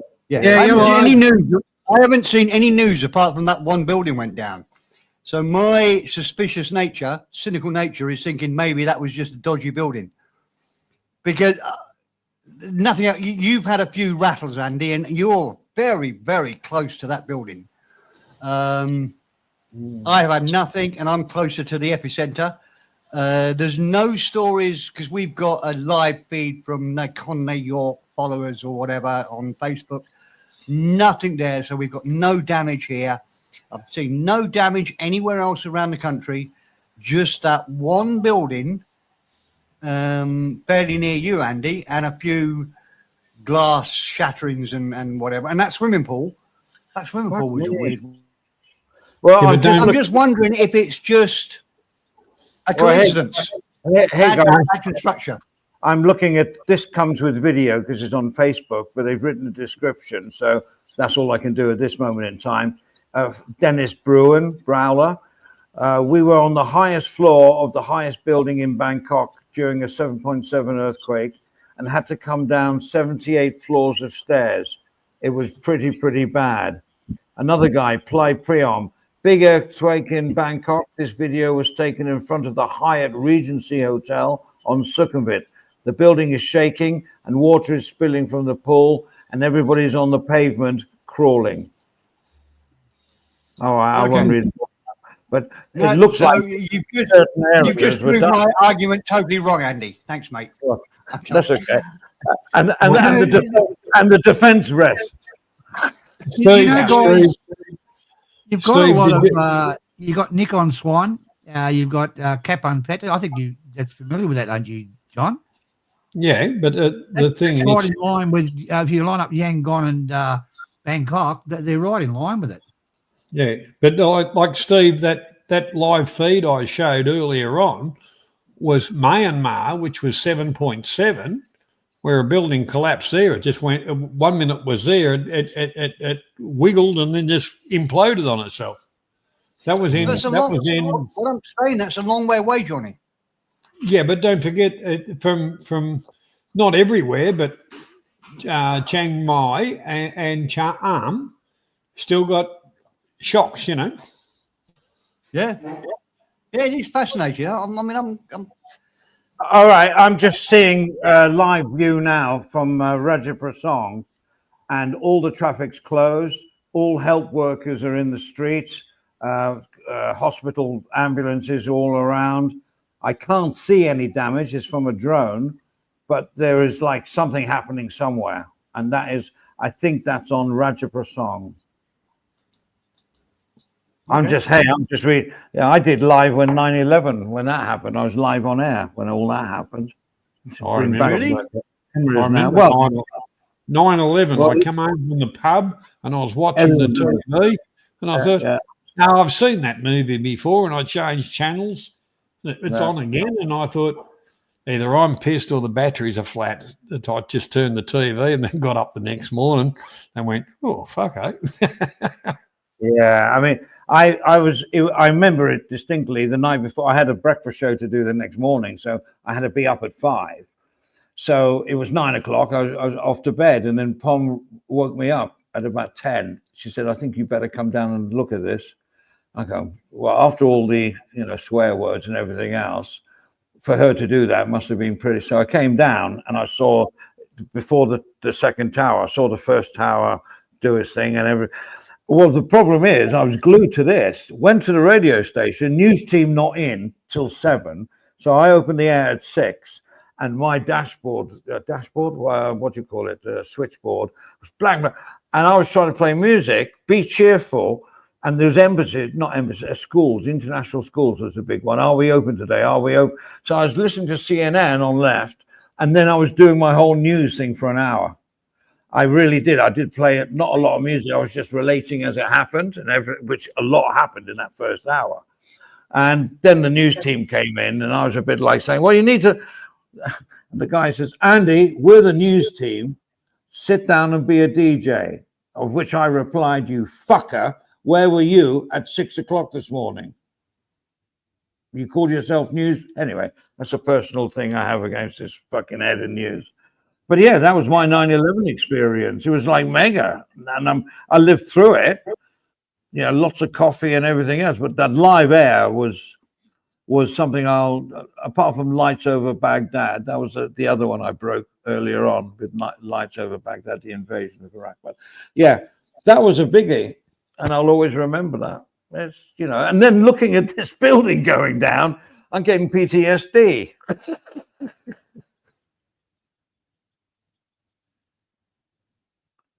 Just saying.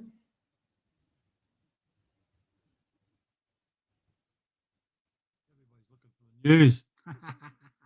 Did anybody hear any of that? Yeah, I heard it, Andy. Yeah. Well, fucking hell, why doesn't someone say something like, okay, Andy, go and sit down and have a lie down? And I'm reading the Facebook. All right. Take 2 Valium and go and have a lay down. Right, Canterbury was right in the middle of it. Who? Where? What? What? Canterbury? Canterbury. Canterbury.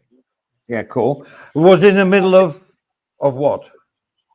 Direct line from Yangon to Bangkok. All right. Why has everyone gone soft? We're all reading the news. Oh.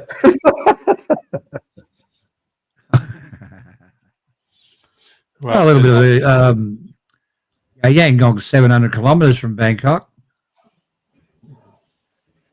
Right. And what happened there? Was that serious earthquake? Yeah, that's the epicenter. Oh, that's what we read out earlier, right? The epicenter. Yeah, that was that footage. The second bit of footage I showed was a building, a skyscraper building coming down in Rangoon. Oh, I thought it was Bangkok. Okay. No, that was a different one. Same shit. Might be the same contractor. Who knows? Yeah, but they weren't finished buildings, right? Yeah, the other one, the one in Myanmar was. All right, shows you how shoddy their work is then. Well, I have a look at the one in Bangkok, just quietly. Think how many people, that building that went down, how much money went down there, and how much can people recover from it financially? Well, the whole part about it is there's people in amongst that rubble, and they've given, like, their lives have been taken away from them. Yeah. That's the sad thing. Yeah. Realistically, a new construction building shouldn't fold like that. So I'd be looking at the construction. Well, they said about the Trade Center, didn't they? They said it was constructed badly. So, yeah, there's always going to be a mistake, and sometimes that mistake is fatal. That's the way life is, you know. You got to. Andy, do you know that building that collapsed? The one just now. Yeah. Do you know it's 6 kilometers from you? You keep on. So what do you want me to do? Get in your bloody car, take your mobile phone and report live from here. Okay, ladies and gentlemen, there goes Andy. Do a walk and talk. This is Andy BKK live at Central Plaza, where the whole building has collapsed. I am dangling over a gorge of 50 meters down, but I'm reporting because I love What's Up Thailand. Andy Francis. Oh, that's lovely, What's Up mate. Thailand? Oh, that's not even a script. He made that up himself. No, that's not bad for a practice run. On your walk down there, you can think about a couple of better lines. Getting some Leo. The kamikaze of What's Up Thailand, Andy. Stop at my little old favorite shop, get a couple of Leos, get my selfie stick. Don't get a couple, Andy. Get quite a bit. Might be your last drink. Listen, it's all over and done with now. When San Francisco Bridge went down, once it went down, there was nothing else coming down. It's reached its thing. It's not doing any more. Whether it happens tomorrow or in the next decade, I don't know. But it's cool, right? And we broke the news here on What's Up Thailand. We broke the news. Yeah, that's what we do weekly. Well, the whole part about it, I've got a question for you, right, or a statement. Right. The ghost tower in Bangkok. Yeah, that's a cool story, by the way. Yeah, go on. I bet you it wasn't damaged by the earthquake, and yet the newer buildings around it seem to have crumbled. Yeah, older the concrete, the more solid it is. Well, I mean, the old houses are old. Well, I guess my house is old. It's 35 years old, but in that era, right? You're talking about 1990. The old style of building was different from what it is now. You got a lot of prefabrication going on now. And these houses, and there's loads in all the suburbs around, you see the same style houses. They were built and they are going to go on forever. They're like these old townhouses you see. They ain't going to collapse because of the foundations. I think they really, luckily, put a lot of emphasis on good foundations. That's all I'm not a builder. Johnny is, so I'm maybe not talking right. But have you been outside today? Well, I had to knock a couple of pillars away that fell down in my yard, and a couple of dead bodies were around, crushed. When you're looking around, you can notice one skyscraper missing anywhere in the picture. God, you won't let this rest, will you, Clarky? I will tell you the full story when I have all the news. The wall's in the way of line of sight. Yeah, exactly, Johnny. You've been here. You know how it works. My wife worked really near that building. I know I don't know the building, but I know pretty good where the location is. And my wife's office is on the other side of Vipavadi. Ask your mate if you'll go down and have a look. You just say, why don't you go in? You just say, I can't afford to get sick. I'm not scared to go down. It's worthless. It's all over and done. Well, we can spin this out. We could do a show tomorrow. The latest inside news about the earthquake. And then there's tomorrow's show already done. But no. What are you going to call that? What are you going to call that show? Shake, rattle, and roll, or exactly? No. Shake, rattle, and roll. Yes, absolutely. The inside story, Bangkok, and the date, so they know it's current. And we have to really be busy now. Stop the stream and start researching for the show tomorrow because there's loads of footage coming in. Loads. Well, let's get some concrete, and we'll do a crush test on it, and that might put a few minds to rest, or not really. Everyone said, "Oh, Andy, after the big floods, you're going to move out because you're in a flooded area." I knew from maps and things when I built the house, we're not in a flooded zone. It was mismanagement from the government. I don't want to go into the big flood. But what I'm trying to say is, and now people say, "Oh, I'd move if you're on a fault line, Andy. You should move." Actually, Stephen Clark would say that to me. Andy, you're on a fault line. Where did you get that house? You got it in a bet you lost or something. But when the floods happen, Andy's now got a boat in the backyard, so he's right. He's got the boat in the backyard. Now he's going to get a tank. Well, I don't know. I'm thinking of but you know what I mean. How people overreact. That's all I'm trying to say. It's like cautious head. I know what's going on, and if there's an earthquake tomorrow and I'm buried alive, joke is on me. Luce, that's an interesting one. The thing is, are the people still employed after, none of them clocked off, so they're still on the wages, aren't they? Probably overtime. Yeah, overtime until, the clock probably got crushed, but it doesn't matter. Stop it, you nasty person. Stop it. Right, I'm going to go to the fridge. I'll see. I'm on a roll here. I'm really enjoying myself. That's bad news for everyone else. And I muted Clarky by mistake here. Do you want me to turn the lights off and lock the doors? I'm going to find me.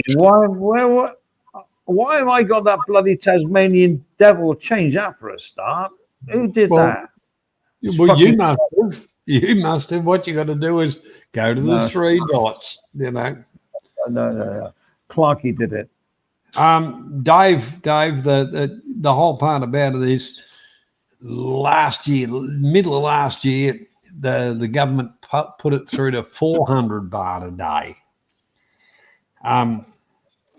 And that's not too bad for a semi-skill, but it depends on skill levels, what they get per day. But, they're just doing their job. Shit happens, like everywhere in the world, there's fuck-ups. Like, I think the biggest fuck-up in Australia was the Westgate Bridge. When it collapsed, beautiful British design and all the rest of it, it fucked right up. It wasn't a British design at all, John. It was designed in Melbourne, okay, and it was hit by a ship. It was Brunel. He was the big shipbuilder and building builder. Yeah, wasn't it hit by a Chinese freighter that brought it down or something like that? It was. I don't know. They blamed everybody except for themselves. My dad used to work on that bridge. A What lot of my friends' fathers died on it. Oh, collapsed. A lot of people with it, Danny. Oh, you got on a bridge, and a ship went past and bumped one of the pylons, and the whole lot of it collapsed. No safety. They put an extension on. They had the frame there, the metal frames. Yeah. And the ship tapped it, and the whole lot went down with all the workers on top of it and underneath it and beside it, and my dad was working. He was a head boss there, and he was working on the other end of it. And he was down there tied it all. And you're going to school with these kids, and a lot of them lost their fathers and blah blah, and because it was a big thing in the West where I lived. Where was it? Where was it?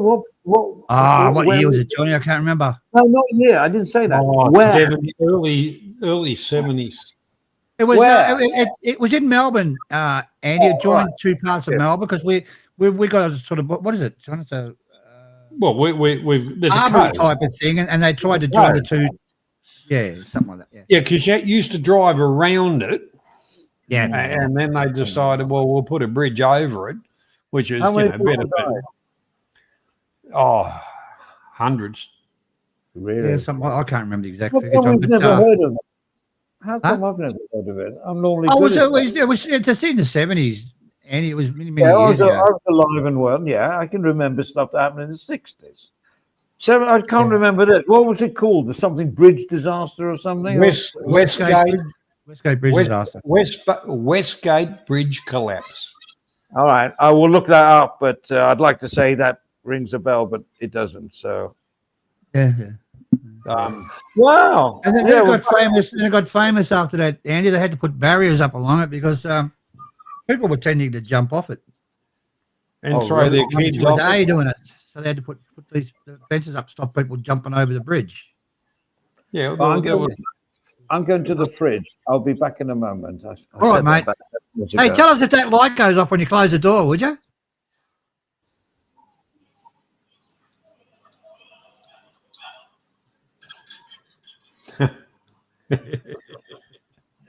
No, that was a horrific thing, but like realistically, I couldn't bloody believe it. But anyhow, I remember I was only young when that happened. My dad was doing all the roads approach. My dad was a big boss with the CRB. Yeah, he was doing all the approaching roads to it, all the freeways and stuff. Yeah, wasn't actually working on the actual bridge, but they were called riggers, I think, weren't they? No, yeah, there was all trades. There was all trades. Like when I first started working on construction, I was doing formwork. Okay. And that's exactly right. You know, you form and stuff, and you're going up. By the time you went around, you know, doing what you're doing, there was a pour virtually every second day. It was probably 3 weeks before you went back on top of what you'd already poured. But, you know, we used to do all kinds of form work for different stuff. But, you know, over the years, I think every second week there was always somebody getting killed. Anyway, getting back to Thailand, John. I think Mark said that. Where'd Mark go? He said there was shanty building. You don't know that yet, you know. Of course, they're going to blame somebody. It might have been, you know, at a stage where it couldn't support itself and it had, you know, rigging all over it and just enough to tip all over. Well, you know, from my experience around, you know, stuff, that building to fall like that, and especially the other one that was in Myanmar, just the whole thing about it, that's just shit construction. I don't know, mate. I think the Thais are pretty good, though, don't they? I wouldn't really know. Well, let's face it, half the workers are bloody come from Myanmar anyway. So, but it's 90%. It doesn't matter. Good point. It doesn't. The architects would be Thai, right? It doesn't matter who the workers are. It's who the bosses are, what that materials they're supplying, what they're telling their workers to do. All right. That's it. It makes you want to live in one of those condos now, doesn't it? Well, you know, especially one on the top floor. Like the one you just bought. That's near you. That's near. Don't tell anybody about that. Yeah, I won't say anything about that now, but wow, man, no wonder you keep having a go at me. And now I know. Yeah. I know. Stephen, you better get a street cam going just to see, you know. And I just sort of like said something that's probably I shouldn't have said. No, it's okay, Joe. I was only joking. It doesn't matter, Andy. No, but you don't. No doxing here. Now I do know what your major. Well, it's near you, Andy, isn't it? Which reminded me of the text you sent me. I'm really near you, aren't I? And I thought, shit, I know where it is. I know that building. But well, you're not alone, mate, because I just spoke to her before, and she didn't know about it. Well, the whole part about it, Andy, when I went to see you, I was only a few hundred yards away from that said building. The alleged, right? The alleged. The said building. That's going to be on front of all media within 4 or 5 hours. I guarantee you go to BBC. They'll be soon, if not already. I'll check. Well, hang on.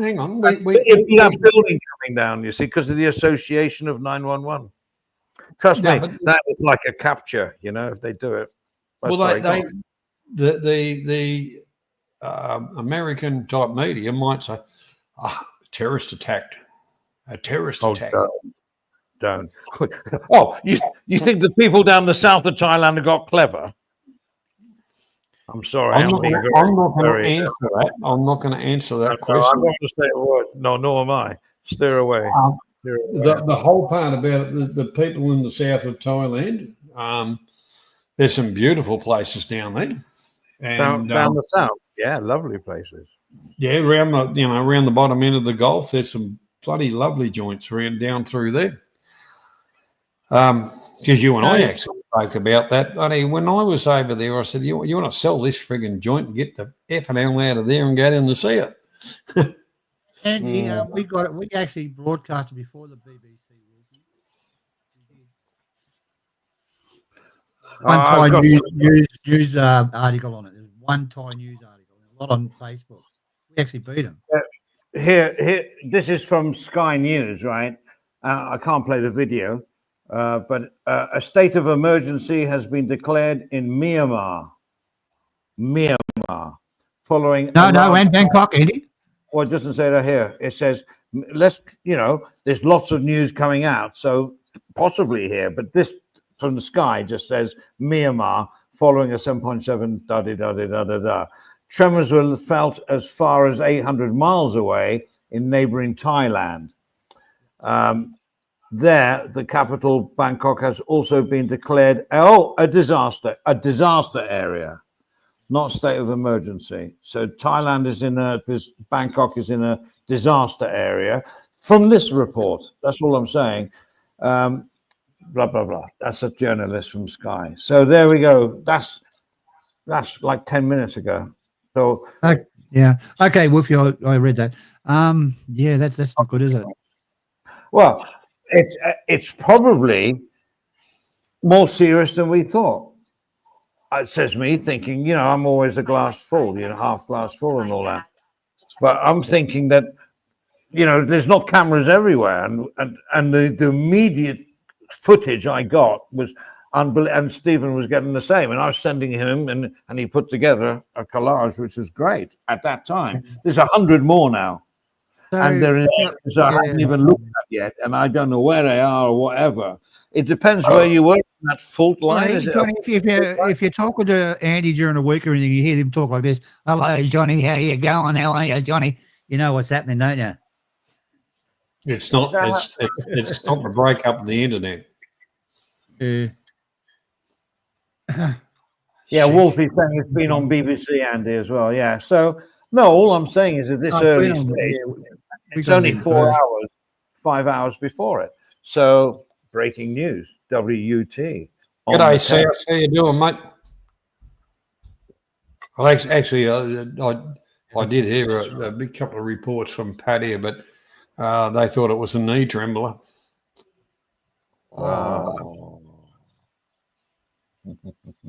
Oh, could we edit that out? I'll just say I'm a little concerned, because I know that Andy was contacted by his son almost immediately. Yeah. Not one of my 14 members of family has even made a phone call. Are you okay, Really? Dad? Not one. Nobody. Did they know what happened? Well, look, it must be all over the news in the UK. Well, no, it wasn't like a minute afterwards. I mean, the maid, she kept saying this word. I've forgotten what it is now. Like, not word 3. Run away, run away. I think it was earthquake. But I like that. Then my next door brewing away, as he does, he said he got a power cut and he felt a bit wobbly. And I'm going, wow, something happened. And I sort of missed it because it didn't. I like to be thrown to the floor. I'm only joking, Andy. I wouldn't expect anybody to call me. They wouldn't know. In fact, I can remember a little story here. I was in the UK when the tsunami that you were talking about, you reporting on. I was in the UK and my wife was here in Thailand. And I had lots of people in England saying to me, because they knew that I spent time in Thailand. I think I was married then as well. And lots of people saying, "Oh, is everybody okay?" And I called my wife and said, "Everything okay?" She wasn't bothered at all. Unbelievable. It's so distant from her. Yeah. Phuket is so far away. Why am I? And at that time, the gasoline prices had just gone up. Her big worry was that gasoline prices went up. The fact that the huge tsunami had hit. I know. And Thais are very like that. They don't really care. And that's quite tricky for Westerners. Another part of our earlier conversation, quite tricky for Westerners because we tend to be quite nosy about what's going on in the rest of the world. Nosy being a good word. We're inquisitive, but we're nosy.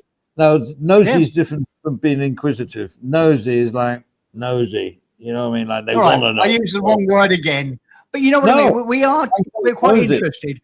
Whereas the Thais are not interested whatsoever unless it affects them directly. Well, I think we've had this conversation before because I was in England when the tsunami happened on the Boxing Day. It was in England Boxing Day, 9/11 moment with my wife the last time here. And my son comes up, brother, sorry, he said, I think you need to come down here, Andy. Look at this. And it was all those early tsunami pictures and data. And I'm going, what? What? And it looked like a whole of Thailand had disappeared. It was like, it was the end of everything. But when we got back to Suvarnabhumi, I think it was Suvarnabhumi, not Dongmueang, I can't remember, either or. We got there, it was like a battlefield. All I remember is big crates of Red Cross stuff with the tarpaulin over the top, bottled water come everywhere, and it was literally, and soldiers, of course, everywhere as well. It was like walking into the middle of Iraq during the war or something. It was like really stations, like this is an emergency, and I mean the emergency people did the best they could. You know, it was to this day I say there's not many people that have lived here. Well.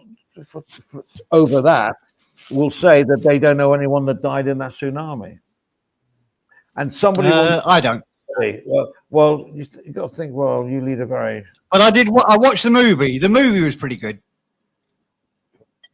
Yeah, that wasn't bad. That movie. I know with who did have in it? Yeah, good movie. Well, gentlemen, let me just say for 1 minute. I've really enjoyed this stream. It's been my favourite so far in the new edition. But I've got to go and get something to eat. I need to build myself up. If you're still going in half an hour, I'll gladly come back and join you. But I would imagine you might not be. To everybody in the chat, everybody, and Mark for joining the panel. Thank you very much. Yeah, and I'll catch you later if you're still here. It's been a great show. Thank you, guys. Bye bye. You're right to keep going, Andy. It's been 2 hours. I'm fine. I'll just if somebody's got something. I got to patio. I went to Phuket. I think a month after it happened. Jesus Christ. Yeah, I was in Krabi not long afterwards. A quick funny story at the Marriott Hotel. The guy I knew, the manager there, whatever, but he opened a brand new Japanese restaurant called Tsunami, and he opened it like I think he opened it like summertime, July or something like that, and he'd been going about 6 months building up, and then the tsunami happened. So now he has 2 restaurants. One's called Su, and the other one's called Nami. There you go. Heard that first on the Marriott Soi One Sukhumvit. I got one of the girls there, Andy. She pointed where the how she saved her life and blah blah. Hanging on. My wife. Everyone's coming in and out here. Did you hear what I said? Because yeah. I'm just hearing spaces here. All right. No, there's something wrong with you. No, you're fading in and out as well. It's the earthquake. Oh, okay. It's affected stuff. And she hung on to the ceiling fan, and she showed me where the mark on the wall where it came to. There was about a foot to the ceiling. But I remember walking down the street and I was still cleaning up, and the smell and the shit everywhere. And I know. I mean, I don't think anybody knew until then what a tsunami was, to be honest. I mean, yeah. I went, no, not really. And I went to PP Island. One of the guys there was telling me, he pointed at a coconut tree. He said, I was up the top of that coconut tree. There was only one tree left. Well, I hope he clung to it. He did, apparently. Yeah. Oh, shocking amount of deaths there, wasn't there? But nobody really knew what a tsunami was and the dangers. You know, it's not a big you're right. wave. It's not a tidal wave. It's not a small wave, but it's just the weight of body of water behind it that is devastating. It just passes through everything. But it's not like a 10-foot wave. You know, that was a freak though, that one, Andy, because the bottom of the ocean just dropped suddenly, which you know. Oh yeah, you know what happened after that? Yeah, that they say that people, the eyewitnesses, they said that the water went out off the beaches. It went, it sucked, and there was lots of dead fish we saw, lots of flapping around and everything else. Yeah. And then we got spooked. So we left and went for higher ground. Not that they knew that was a tsunami coming, but then it did. So they were lucky. I mean, you know, as me with myself, a lounger, you think, oh, the sea's gone out a bit. Well, I won't go in there for a while. How many did they lose in that one? Fatalities on that, I don't know, mate. It's well over 2, 3. Well, you say millions of, because they can't register everybody. I was thinking it was like 2,000, 3,000, but that's. Oh, I think it's a lot more than that, Andy. Yeah, well, you had a lot of countries involved in that. So, I think the closest thing I ever come to a tsunami was a fat chiller jumped into a spa bath. That's called a tidal wave, isn't it? Well, it was, you know. But anyway. No. That reminds me of a mother. It says 8,000 died. 8,000. Wow. 8,000. It was more than 8,000. Well, don't forget, there's locals, and a lot of locals are not registered. Oh, Johnny, there was 230,000 died, but Thailand copped 8,000. Yeah, but like you've got not only Thailand, you've got all through Indonesia and the whole lot of it. And I think Indonesia copped the worst. Yeah, Indonesia, Aceh, and that, you know, that really got hit. Just about, it wiped out a lot of places. But who says it's not going to happen again? You know, it was 9.3, John, but it wasn't sort of the 9.3 that counted. It was the plate dropping, which caused the massive tsunami. But you know, the whole thing about it is, well, this is my theory. The planet came out of the ice age, and it's still changing daily. Oh yeah, but on what scale is it changing? Like, you know what I'm saying? They're saying, oh, this is going to happen in the end in 3 million years from now or something. You know, like the scale is. No, I couldn't give a shit. I couldn't give a shit. Oh, look, the educated wankers just put out stuff to keep themselves employed, and other people, the other ones guessing to prove them right or wrong or whatever. It's just jobs for the boys. The whole part about it, seasons have changed. I know that. I think everybody knows that. And my theory on that one was, we were told there was 365 and a quarter days in a year.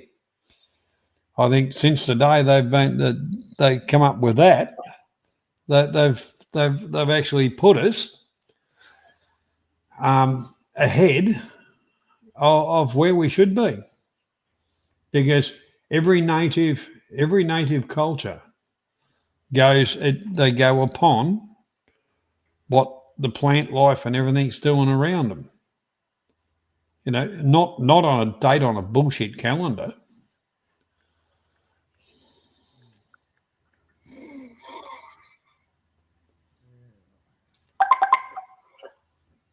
That's for you, Stephen. I think. I think we might close it down now. What do you reckon, Andy? Yeah, I think so. Well, if Johnny's happy, or you can carry on, I think it's enough is enough. I think we covered some interesting stuff. Yeah. And we will definitely keep our eye on the earthquake situation, even if we just put a post up on the channel with the latest or whatever. But we'll see that. Yeah, fine. Thank you, gentlemen. All right, mate. No worries. Good night, everybody. Good night.